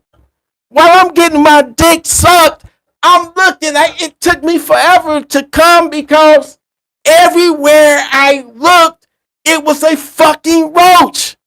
Even on the fucking headboard over my head. I couldn't even enjoy getting my dick sucked, my nigga. Man, if you watching this and you got fucking roaches, shame on you. You's a nasty motherfucker. Because there's no reason in 2025, even in 2005, even in, now I ain't gonna say 85 because I ain't gonna lie, a lot of motherfuckers I knew had roaches. Let's just get it popping. In the 80s, roaches roaches was very popular, my nigga, to have in the 80s. It was a lot of niggas I knew at the time, like who didn't have roaches at that time in the 80s. Okay, roaches in the 80s was like having a dog or a cat. They was like pets and shit. It was just something a nigga would just have to get used to it because we was born into that shit. That's all the fuck we knew. Generations of roaches living in that motherfucker, living up in that motherfucker with y'all. That's how it was in the 80s. Okay, it wasn't no big deal. It was part of culture. Just like you can go to a movie in the 80s and see a woman get raped. Hell, in Purple Rain, Prince slapped the shit out of Apollonia. In Purple Rain, Morris Day picked up a woman and threw her in the fucking dumpster. Try that shit now. And your ass is canceled. But back in the 80s, you can get a... Oh, my God. Yeah. Yeah. But we ain't in the 80s no more. We ain't in the 90s no more. We ain't in the 2000s no more. We ain't in the 2010s no more. There's no reason for you. There's no excuse for you to have roaches. Now, this is no dig or no judgment. I'm not looking down on you. I don't think my doo-doo smell better than your doo-doo. Because we all doo-doo and it's all stank like shit. All right? So I don't think I'm better than nobody. I've been there. I've lived with roaches. Not because of my own nastiness, but because, mom would have a big heart and allow people on hard times to come and move in and stay there until they get back on their feet. My mother and father's heritage is from down south. My father was from, I think, Jasper, Alabama. Jasper. I think daddy was from Jasper. And my mama was from Cordova. It's Cordova, Alabama. And they met, and so I guess, they was doing shit like that. It's a lot of shit I can dive in, but I just don't want to go there tonight. You know what I'm saying? Live your life, man. Lust is the motherfucker, though. You know what I'm saying? You got to be a strong man if you plan on being with a woman for the rest of your life and your dick only stay in her. Even though you tired of that pussy, same old pussy, man. You've been with her for 30, 40 years. The same old pussy. Come on now. Beyonce got cheated on by Jay-Z. So, come on. If Beyonce can be cheated on because Jay-Z don't see the Beyonce that we see. He see her when her hair ain't done, no makeup, and he been hitting that pussy since 2001? Because they met when when she broke off from Destiny Child, and her first single was that Crazy in Love song, and that's how she met Jay. So that's a lot of, you gotta love that woman because you're gonna get tired of that fucking the same old pussy, the same old shit. You're gonna want some new pussy at some point. It's gonna be some woman that's gonna throw herself at you, shoot a little flavor your way. And it's up to you whether you're gonna return that flavor. And a lot of men, for whatever reason, and I know the reason, they give in to temptation. A lot of women, there's a lot of married women that's out there that's tired of the same, the dick game ain't the same no more. You used to fuck me every motherfucking night when we first met, my nigga. Now I'm only getting it. I'm lucky to get it once or twice a month. I need to get out there and get some younger new dick. So it's women. It's a 50-50 thing. They doing the same thing. So in my opinion, in today's world, it's a rarity where everybody keeping it 100. Now, if you got an agreement, look, let's experiment in our relationship. Let's keep the spice, going, the fire going, and let's see other people, but let's do the shit together. Cause I don't want you doing the shit while I ain't around. I want to participate. Now, people can go as far as they want. Now, I don't know how I would feel. I got indigestion. I don't know how I would feel to watch my woman fuck another nigga. You know what I'm saying? But I'll probably really love it to bring in another woman, and I have my woman and the other woman, and I have the both of them, and then I get to watch them do things to each other. But my woman don't go that way. But she's, you know what? Let me shut up. Oh, wait. But things can happen. You dig what I'm saying? Things can happen. You feel me? But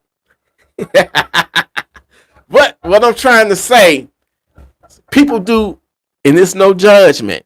It's two grown ass consenting adults. You know what I'm saying? Just like saying, no, I don't want to use nobody for an example. Cause I ain't trying to have nobody mad at me, cuss me out. No, what's up, little black? No, I'm not gonna do that. I'm not gonna do that. Um, we just gotta be, look, we gotta be there. We family, man. We gotta be the protectors of our family. We ain't relying on all that, no police or nothing like that, you know.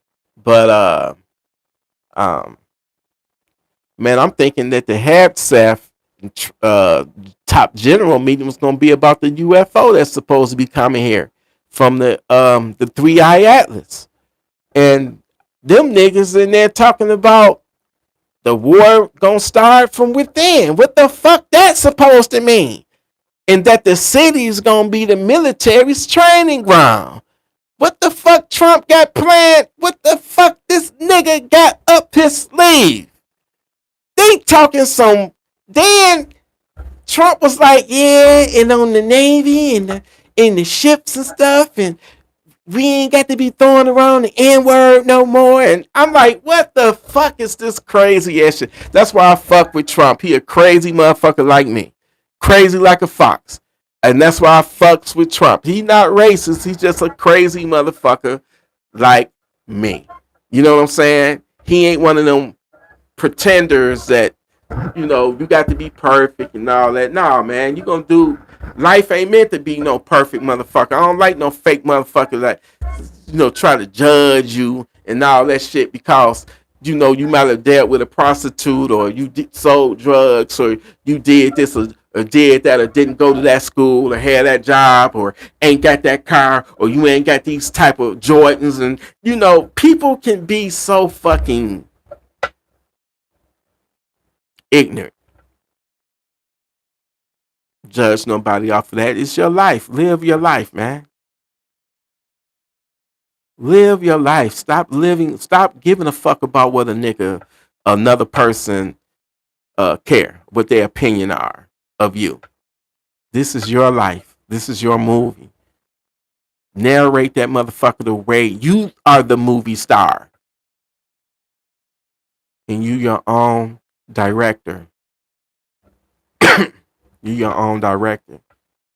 So play that motherfucker smart, tactical, and just be ready for when the devil come your way. You feel me?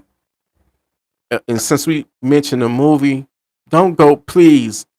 The hell movie, don't waste. Oh man, I hate to say it, but I'm done with Jordan Peele.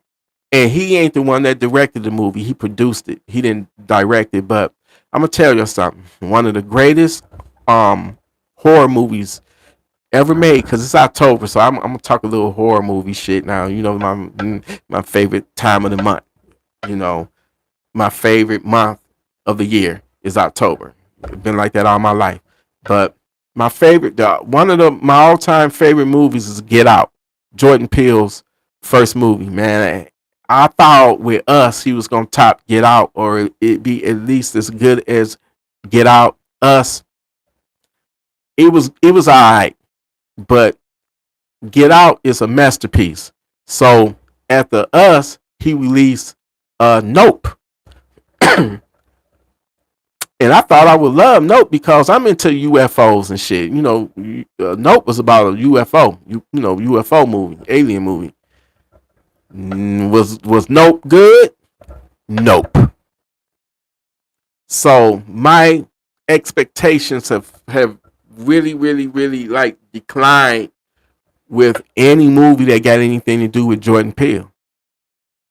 It's like he need to redeem himself, man, because when you came out with Get Out was the shit. Matter of fact, I might watch that later tonight. Every October, I try to watch a horror movie every night for all 31 days. My son's birthday is in October. You got Sweetest Day in October. Man,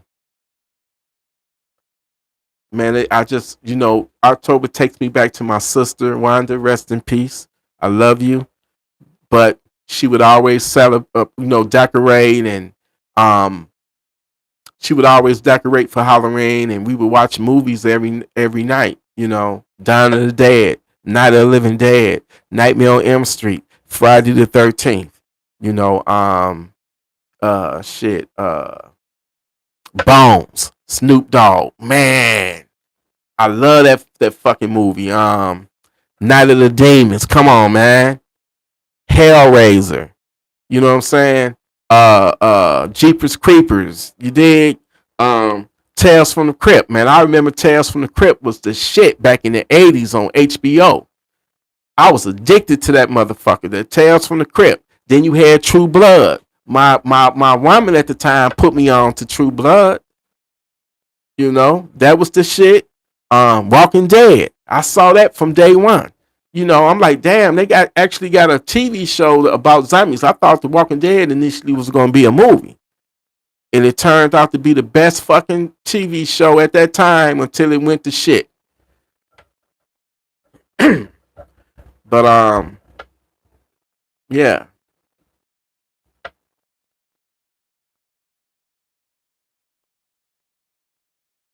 What up, though, California Sheepdog?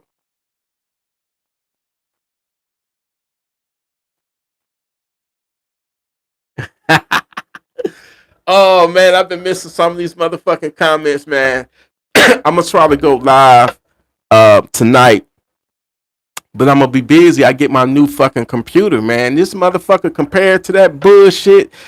Listen, all them beats y'all heard, that was made on I got that computer back in 2014. And I did a little upgrade here and there to it over the years. But it was already old. It was a used computer. I bought it from this white guy that built computers. I don't know why I made this race relevant, because but anyway, I bought it from him, and I traded in my old one. I had one of them ones that had all them fans that light up in LED lights, and that motherfucker went out, and that was in 2014. He had an ad up on Craigslist. I said, well, bring it out to me. White man was brave enough to leave Clinton Township and come all the way to the hood. And I met up with him. And matter of fact, you know what? Yeah, he came to my house, brought it up, hooked it up, and that computer was a Gateway, and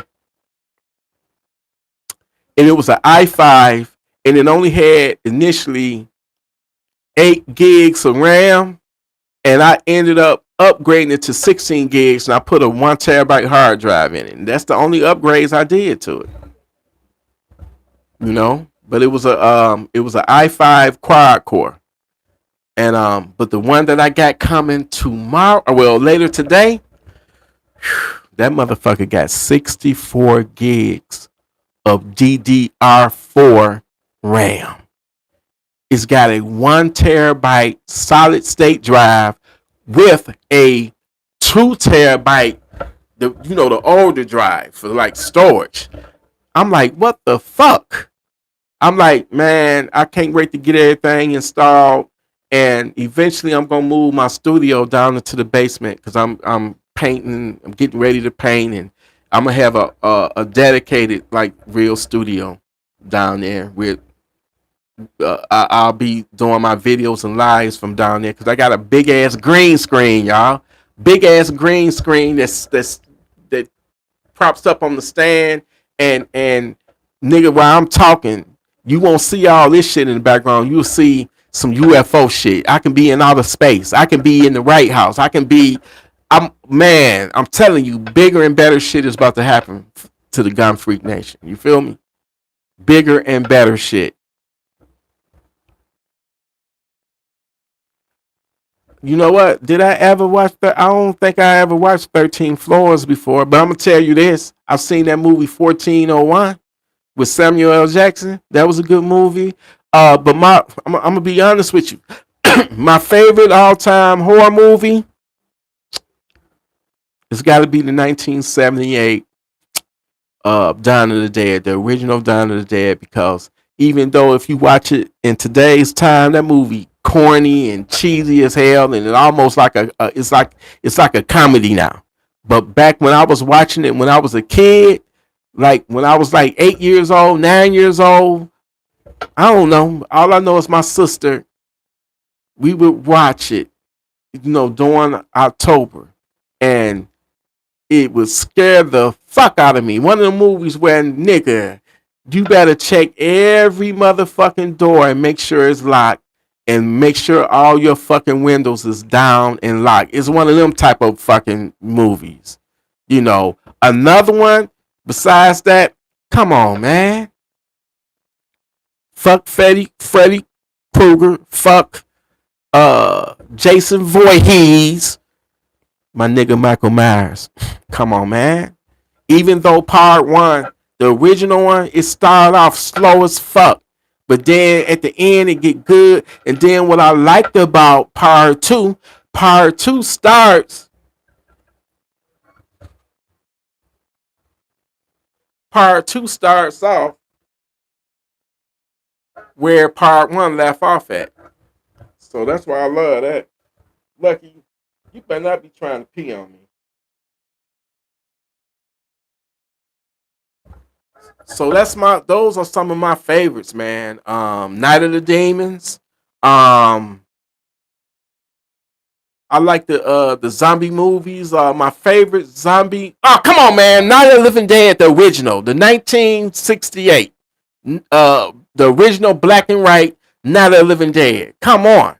And then that's the first time a black man had a major role in it, even though they killed him off at the end because they thought he was one of them zombies and shit. But yeah, Tales from the Crypt, that was the shit back in the 80s. But yeah, Halloween, man. I pretty much love all of them. Now that the one that I did not like is the last Halloween when they made Michael Myers look like a bitch, where it was another regular ass, ordinary ass serial killer in the movie, and he was beating Michael Myers up. He had Michael Myers tied up in his basement, y'all. It was a regular, everyday, normal motherfucking serial killer bitching out Michael Myers. So I did not like that fucking movie. But I do hope they revamp them and bring them back. But nothing, in my opinion, is going to top the original one, the 1978 one. Jamie Lee Curtis is still fine, too. And she got to be in her 60s or 70s now. She still looked good. And I loved her role in Trading Places, where she had the little, topless scene. Oh, my God, man. That's just like Action Jackson with when Vanity was in that movie Action Jackson. Man, I can't even tell you how many times I beat my beef jerky to that movie, because you got to remember, I was a big Prince fan, and Vanity was Prince's girlfriend at one point, and she was, she the one that put out the song Nasty Girls, right? Do nasty, nasty girl. Do you want a nasty girl? Do you really want a That's my sister's favorite song. And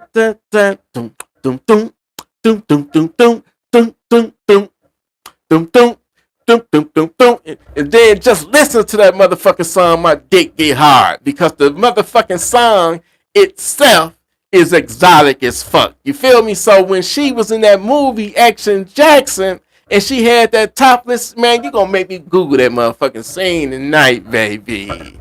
Oh my God. Man, rest in peace to Vanity, y'all. She passed away the same year Prince passed in 2016. She died February 2016. And Prince died April 2016. I'm sure they up in heaven right now, probably fucking each other's brain out. You did. Rest in peace also to the super freak, Rick James, man. That nigga, love you, Rick. Rest in peace. You one of my all-time favorites, man. You inspire some of my naughtiness, my naughty sides. The freaky sides, freaky electric. You dig what I'm saying? You know, life is a roller coaster. You're gonna have your ups and you're gonna have your downs, man. You're gonna have your peaks, you're gonna have your lows. But you built for this shit to endure this shit. You know, persevere. You know what I'm saying? Stay focused. Anybody that's in your life that's interfering with your frequencies, you're gonna have to cut them off, man. Your happiness at some point got to come first. Think about this shit, man. You got your life, man. You born and then you die. Difference between when you're born and when you die is life, right? It's your life. What you put into it is what you make it. How much you invest in it is is what you're gonna get back out of it. But one investment you need to have is getting that motherfucking Funky Town Center, getting that gun, because things is a lot rougher and tougher. And I ain't talking about that Zap song, so rough, so tough out here, baby. I ain't talking about that. I'm talking about it's crazy out here to the point to where you just walk into your mailbox or dragging out your garbage can. It's garbage night, and you get your head split, get your dome knocked off.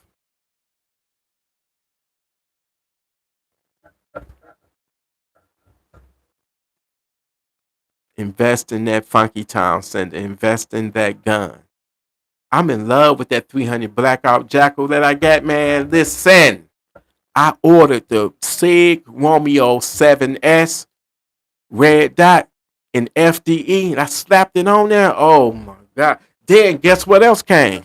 My Magpul window FDE mag. All that came today. Then I got my hard drive dock.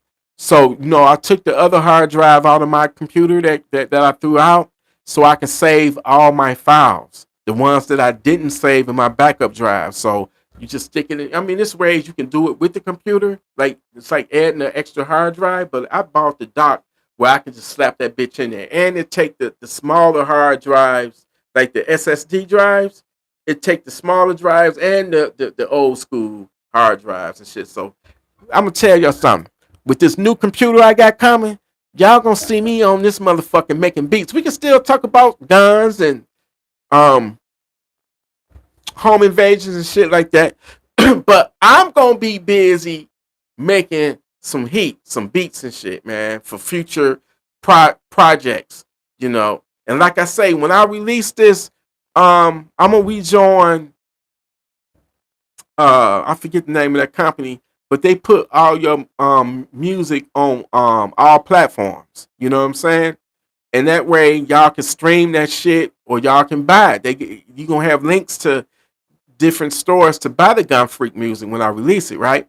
But I'm giving the option too that what I would rather do using that, Cash App me. Everybody know everybody don't know shit about Cash App.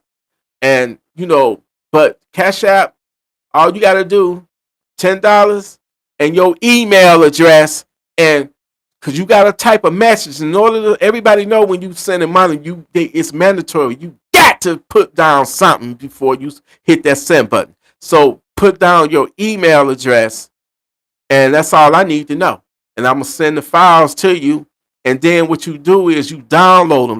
Those links, they don't last forever. They expire at some point. So soon as you get it, download it into whatever device that you want the music on. And it's just that simple. And I ain't dealing with no motherfucking third party or no middleman. It's straight to me. That's the way I prefer to do it. But everybody don't have Cash App. And then some people just don't like doing business that way. I get it. So that's why I'm gonna go back to that other thing. I forget their name. Disco Kid. Yeah, Disco Kid. Is that it? Distro Kid. I'm gonna re-sign up with them. It's only $20. And then when you get them the $20, you gotta upload artwork and then they put your shit up on all platforms. You be on everywhere, man, from Tidal to uh Spotify, um TuneCore, you name it. YouTube, they put your shit on there, and then you make money from people just listening to your shit, streaming it. Then I make the biggest money is when people want to really support me and then just buy it. And I get, but I'd rather do the shit through Cash App though. Cause you get that shit right away. With DistroKid, you gotta wait 2 to 3 months before you get paid. Cash App, that shit is instant. I get that shit. I get that money instant with Cash App. That's why I say rest in peace, man, to the guy who invented Cash App. He got killed by the bitches. He got killed by the woman he was fucking, brother. He might have put hands on her. I don't know. But the brother of the woman he was fucking killed him. So rest in peace to the guy that invented the Cash App. He got took out by a savage. Because he helped me out, man. Cash App is one of the most innovative, like one of the best things that ever happened. That's the only one I know. I know it's other platforms, that you can use to send money and get money, but I don't know shit about that. I got a PayPal too. People used to PayPal me donations, and that's pretty cool. But Cash App is the best. You know what I'm saying? You show T some love. Hit that Cash App, or you want to get that new Gun Freak album. I can't really do shit until I get my desktop. I mean, I got a MacBook Pro in there that I just got that I never use, but I'm not used to no Apple shit, man. I ain't used to that. So my computer will be in today. I'm gonna install my all my studio software. I got to put all my VSTs back on there. Like I said, I'm not gonna bloat my shit out like how the other one was. A lot of that shit I was not using. I'm gonna get my shit down to the basics. All I need is Fabric XL. Oh my God, Arteria, niggas. If you want them old synths from the 80s, like the Yamaha DX7, the D50, they make the Jupiter, man, all them keyboards, they got them as VSTs now, and they got all of the original presets. Then I had the chord collection, which had the Triton Extreme, the Odyssey, I gotta reinstall all that shit. That's why I'm gonna be busy the next maybe week or two. I'm gonna take my time. I ain't gonna rush it, but I gotta get the majority of my shit back on there. I had Nexus on there, and I had all of the song banks. I had it's a synth. I forget the name of it, but I had probably 1,000,000 fucking songs, like sound banks for that motherfucker. So, and then guess what? I plan on going to Guitar Center and taking piano lessons. I think like once I really learn the fucking piano, probably be a millionaire.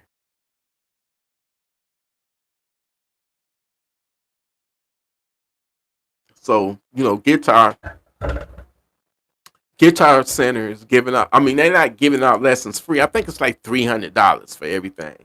But I would pay more than that to learn how to play piano because it's just so much in me, musical ideas. I hear melodies in my head and I don't know how to fluently play. See, with the Native Instruments machine, I guess you can say it's like a little cheat code because it's got built-in scales and chords in it.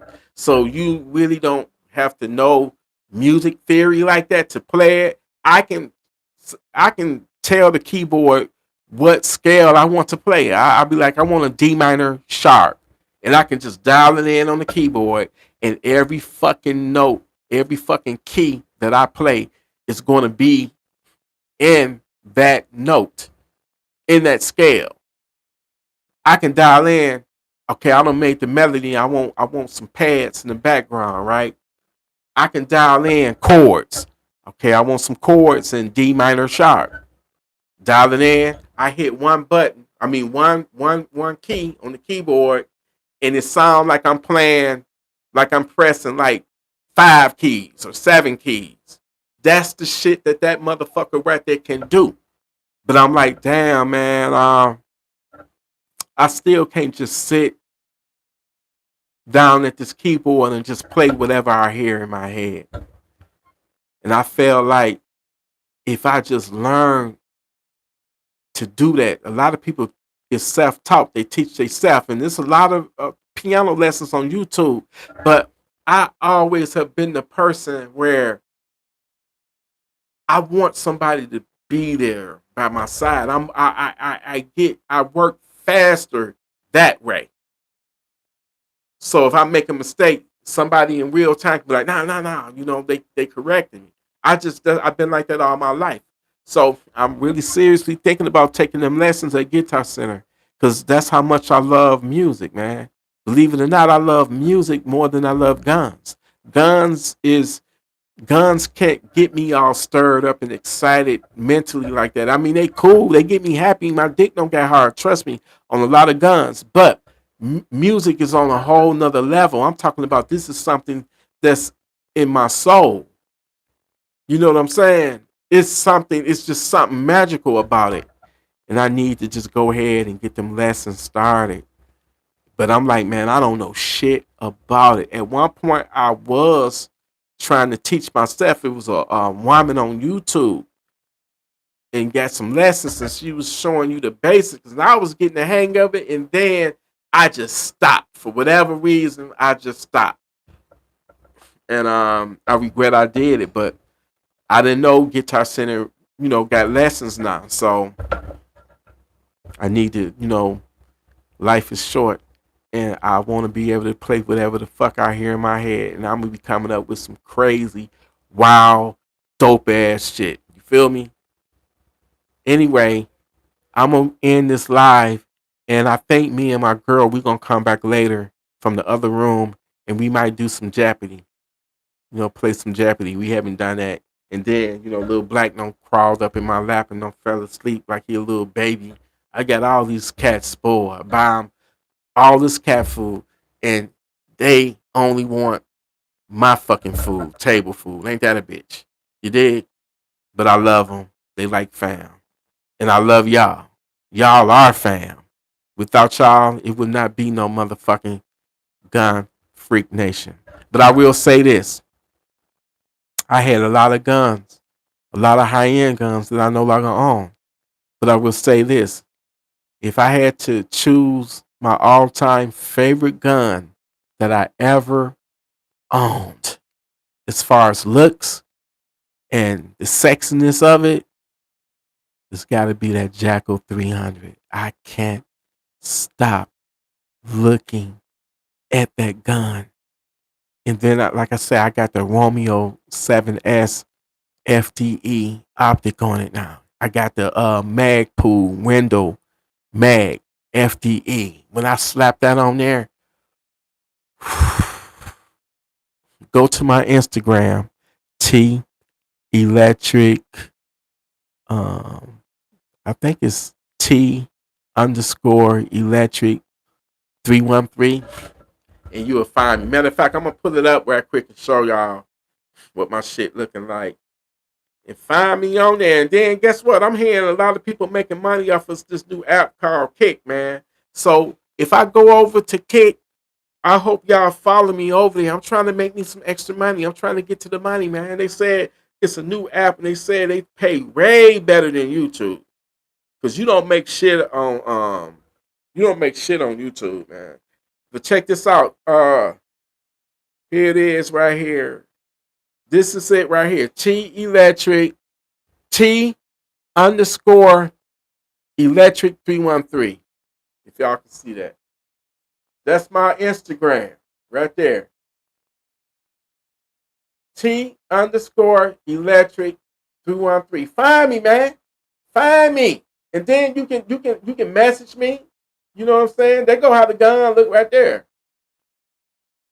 Y'all see it? See the gun?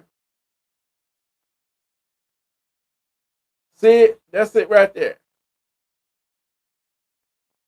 With the FDE mag and the FD Romeo 7S.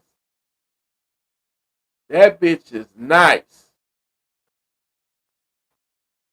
Yeah. But come join me. And then that way you can message me. Instagram got a messenger where you can even call me.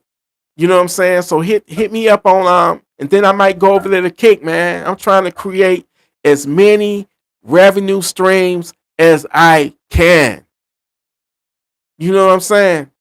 I've been fortunate enough right now where I got, my hustles and, trust me, I ain't, dope, drug shit like that, but I'm creative in a legal way with my hustles and shit and other, endeavors that I do that generate income to where I'm fortunate enough at the time not to be a slave at a 9 to 5. But that's not to look down on anybody whatsoever that's doing an actual 9 to 5. But it's really, in my opinion, slavery. Because you got to report there. They tell you what the fuck to do. And then they tell you when your ass can leave. So, and you got to report that time. And if you don't do what the fuck they say, then you don't have a means of survival. You don't have a job anymore. And in this world, you got to have a means of some type of income, some type of way to survive in this world, unless you're going to be a homeless motherfucker.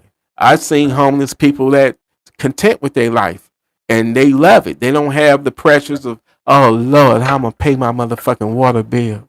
How I'm gonna pay my motherfucking DTE bill. How I'm gonna pay my motherfucking rent. How I gotta do it. They out there living their best fucking life, sleeping on the sidewalk. I've seen people like that. I met people like that. And at the same time, I see people that's well off, living in the burbs, big fancy $250,000 crib, tri-level cribs, and they stressing out like a motherfucker of what's going on in their life, trying to maintain that lifestyle, paying that high ass insurance on them 2 cars that they got. Just life. And I'm like, damn, how is it that this homeless man is at peace and content, and these people that got, to me, everything, and they stressing? Man, I guess that's just something to think about, huh? But anyway, we might come back on here and do that Jeopardy. But yeah, man, that Jacko 300 Blackout, it's got the 8.5 inch. That's if I end up giving in and getting me a suppressor, which I still don't want to pay no 800, no $900, but just something I screw on the tip of my motherfucking gun, like I'm about to jack off with that motherfucker. Nah, I just can't do it, because before I spend that kind of money, I'd be borrow 2 or 3 guns at Palmetto State Armory for that price. And then you got to go through all the red tape and bullshit too. Nah, but if I did do it, it would be for that 300 Blackout, because I know that, man, that would make that gun look so sweet, man. That gun would be even more sexier. But I'm gonna tell y'all right now, I don't have some top notch, pretty motherfucking guns, man. But that Jackal FDE and 300 Blackout, that's my favorite one. And I ain't just saying that shit because that's the one I currently happen to have. I mean this shit. And then I like the Jackal 9. But that 300 Blackout, say I'm picking it up on my alarm system and seeing it on my surveillance cameras, security cameras, that I got about 7 or 8 savages stacked up on each one of my doors, my side door and my back door. I ain't going for that Jacko 9. I'm going to go for the Jacko 300 Blackout, or either that Draco right there, that Jacko Draco. Because if they coming in that deep, you got to assume every one of them niggas is armed. Every single one of them motherfuckers going to be armed. So you don't never want to be in a fair fight. You want to be in an overwhelming where you got the advantages on your side. So when you meet them with that AR or that AK, in my case the Jacko 300 Blackout, I'm gonna be ready to do some damage. I'm gonna be ready to light they stinking asses up. That's when they gonna realize. That's why I kind of don't want no motherfucking suppressor.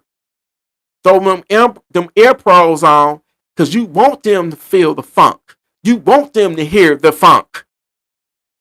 The loudness of that motherfucking 300 Blackout blowing they fucking eardrums out. And that's when they gonna turn they funky asses around and get the fuck up out your crib. That's when your neighbor's gonna be like, them niggas over there shooting. Let's call 911. But you can't even depend on their asses nowadays.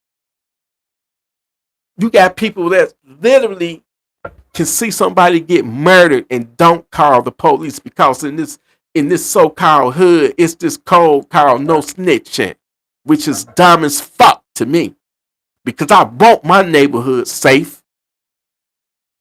I want to be able to walk down my street and not have to worry about some funky ass savage hiding behind a bush or a tree or something to try to rob me. Take my fucking head off. We got it. Listen, if you know better, you're going to do better, right? We got to do better. We got to have love for one another and do better. But at the same time, we got to make it, we got to, put the point out that you better know better not to fuck with us. We not to be played with. We not to be fucked around with. Because you break up in my house, I'm going to take that with the utmost, highest disrespect. And I am going to assume that you are coming in to murder me and my family. And I'm not going to let that happen. It's not going to go down like that.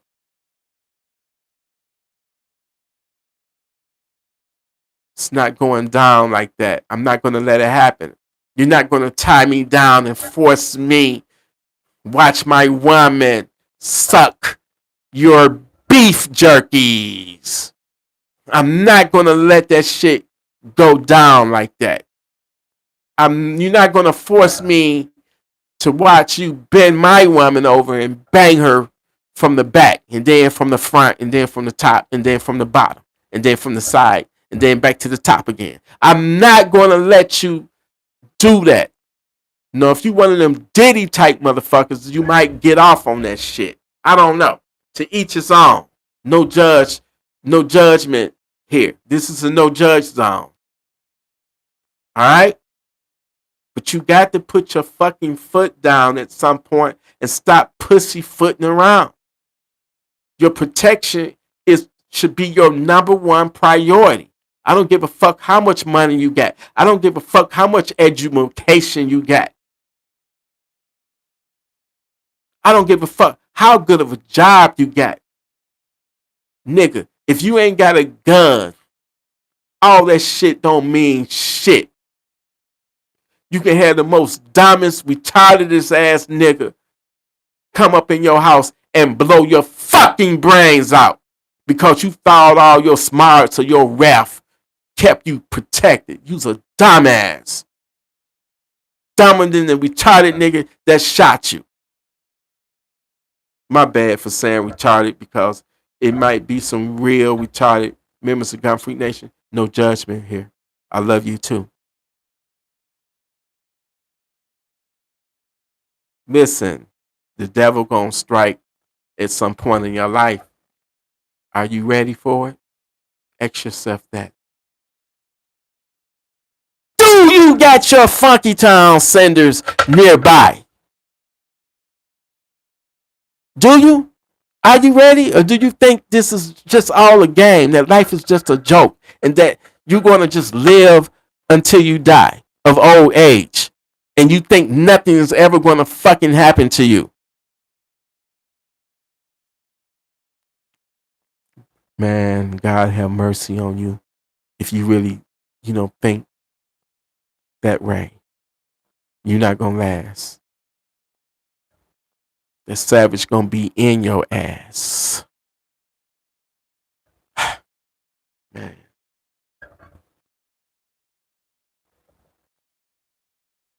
You know what I've been saying a lot lately on YouTube and on Instagram? And go follow me on Instagram.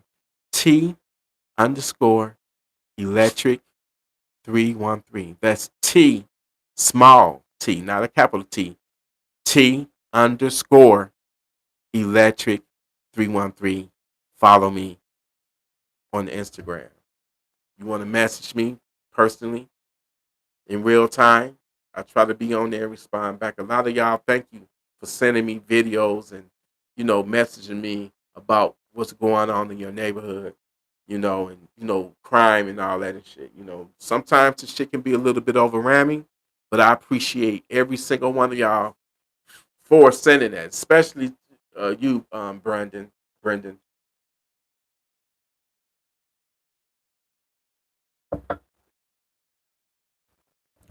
But I'm about to get off so I can get on something.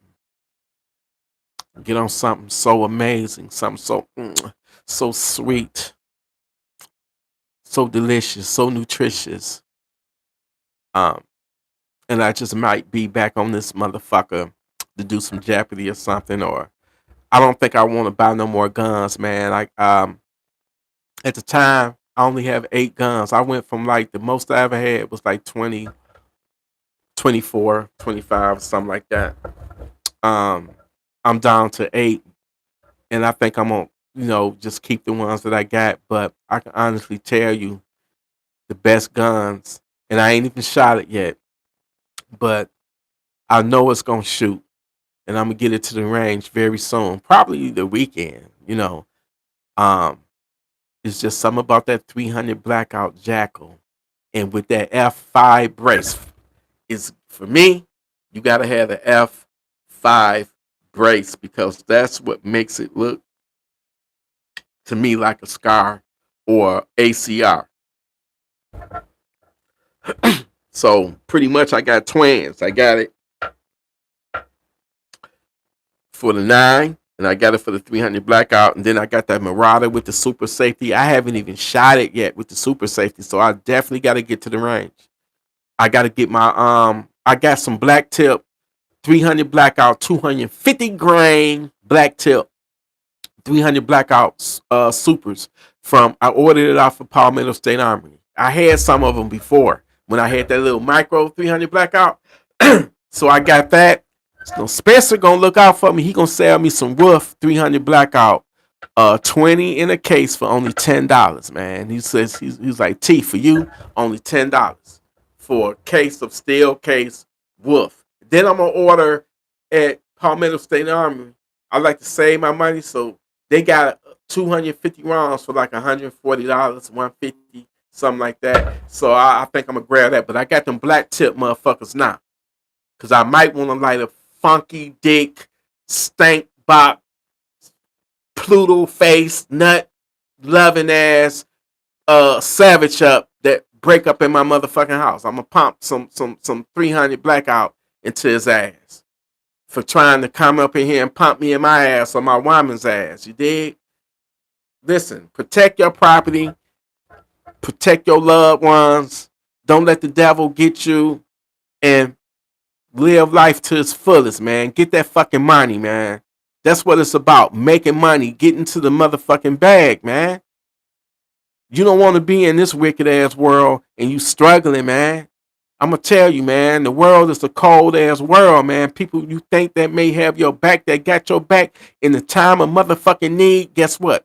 They're not gonna be there. I promise you that. I promise you that. They're not gonna be there. Nigga, the only person that you are responsible for is you. Invest in yourself. Get your hustle going. If you ain't gotta be no fucking slave, don't be no slave. Build your own shit instead of making some other nigga rich. You dig me? Build your own fucking empire. Build it. Make that shit happen. Even if you got a slave on the side, get your hustle on. get to the fucking bag, that's when you living good. That's when life on earth is like fucking heaven. Because when you ain't got it, when you don't have it, it's hell. You feel me? And a lot of people living in hell. Trump turning off these motherfucking food stamps. It ain't, people gonna be, oh man, if you can't find a job nowadays just to get food stamps, you gotta have a job. It used to be you get them when you ain't got a job. So Trump don't got in there and he don't changed a lot of shit. A lot of shit I agree with, a lot of it I don't agree with. You did? But you got to focus on getting to the bag, make that money. Oh, look, man, there's no reason why I shouldn't be getting paid off of all this music that I got. And I ain't talking about just selling it to y'all, the gun freak. I'm talking about just music in general. Like, I'm gonna have a fucking studio in my basement, but I ain't gonna let any and every just strangers up in my shit. It's my house. People that I know, people that you don't trust nobody. But I have my funky town sent on me at any time. But I'm gonna book that motherfucker, make money off of the equipment that I invested my hard hustled money in. You dig? Make money, and I'm gonna sell these beats. I'm going hard selling these motherfucking beats, man. Then my woman, she a songwriter. She can do the hook. I'm gonna get some shit popping. You feel me? What's up, Rilla? I'm gonna get some shit popping, man. It's all about creating them revenue streams, man. God put all this here for a reason, man. Take advantage of it while you can. You know what I'm saying? I don't know what this thing is that's flying towards Earth at 140,000 miles per hour, that's emitting all these signals, is beeping every fucking 17 minutes, and it's got some type of internal power source. I don't know what it is. It don't sound like a regular comet to me, right? It'll be here in December.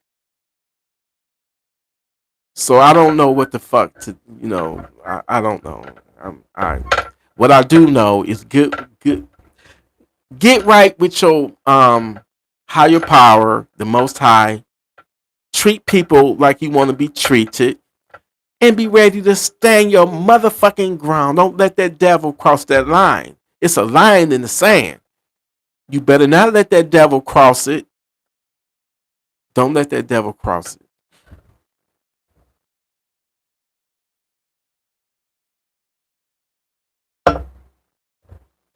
Because you the enemy. But you know what it says in the Bible: no weapon formed against me shall prosper. We ain't gonna go out like that. We're not going out like no suckers. No judgment here. I don't give a damn if you a Jehovah's Witness, a Muslim, a Jew, a Protestant, a Catholic, um, Baptist. It really don't matter. It don't matter. You're a human being. That's all that fucking matters. Fuck your past. Forgive yourself if you did some shitty shit like I did in my past. Man, forgive yourself. Don't beat yourself up over decisions you made when you're no longer that person anymore. Don't beat yourself up over it, man. Live your life to the fullest. Live every day like it's your last day, because you don't know when your last day will be your last day. So live it like it's your last day. Treat everybody like it's the last time, because we all got that last time. Damn, man, I remember the last time I saw my nephew. I remember the last time I saw my daddy. I remember the last time when I saw my mama, my sister, my two brothers, my other nephew. I remember all my last times.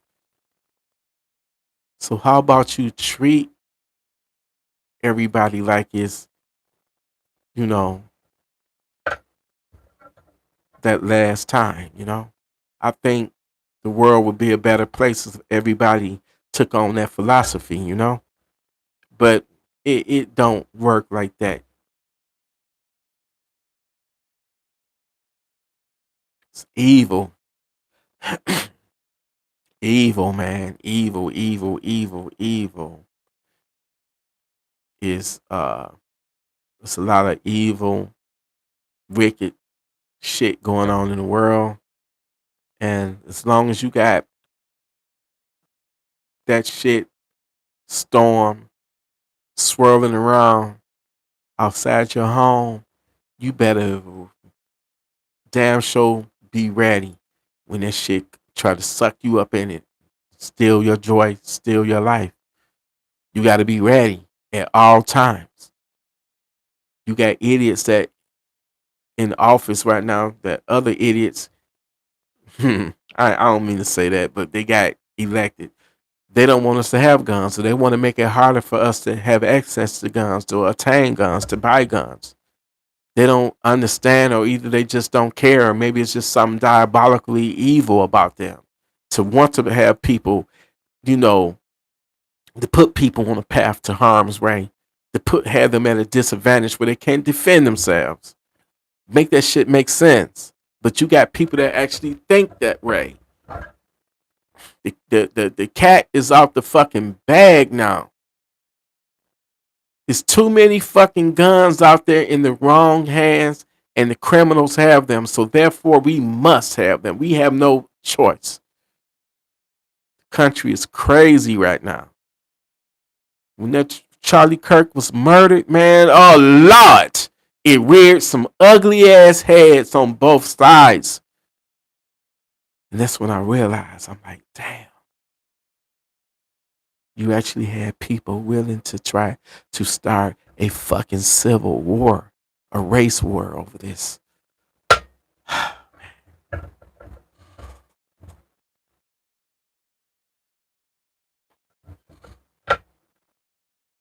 World is crazy, y'all. I love you. Each and every one of y'all. I appreciate you. I know you gotta have somebody that you love. You need to tell them that you love them. But you also,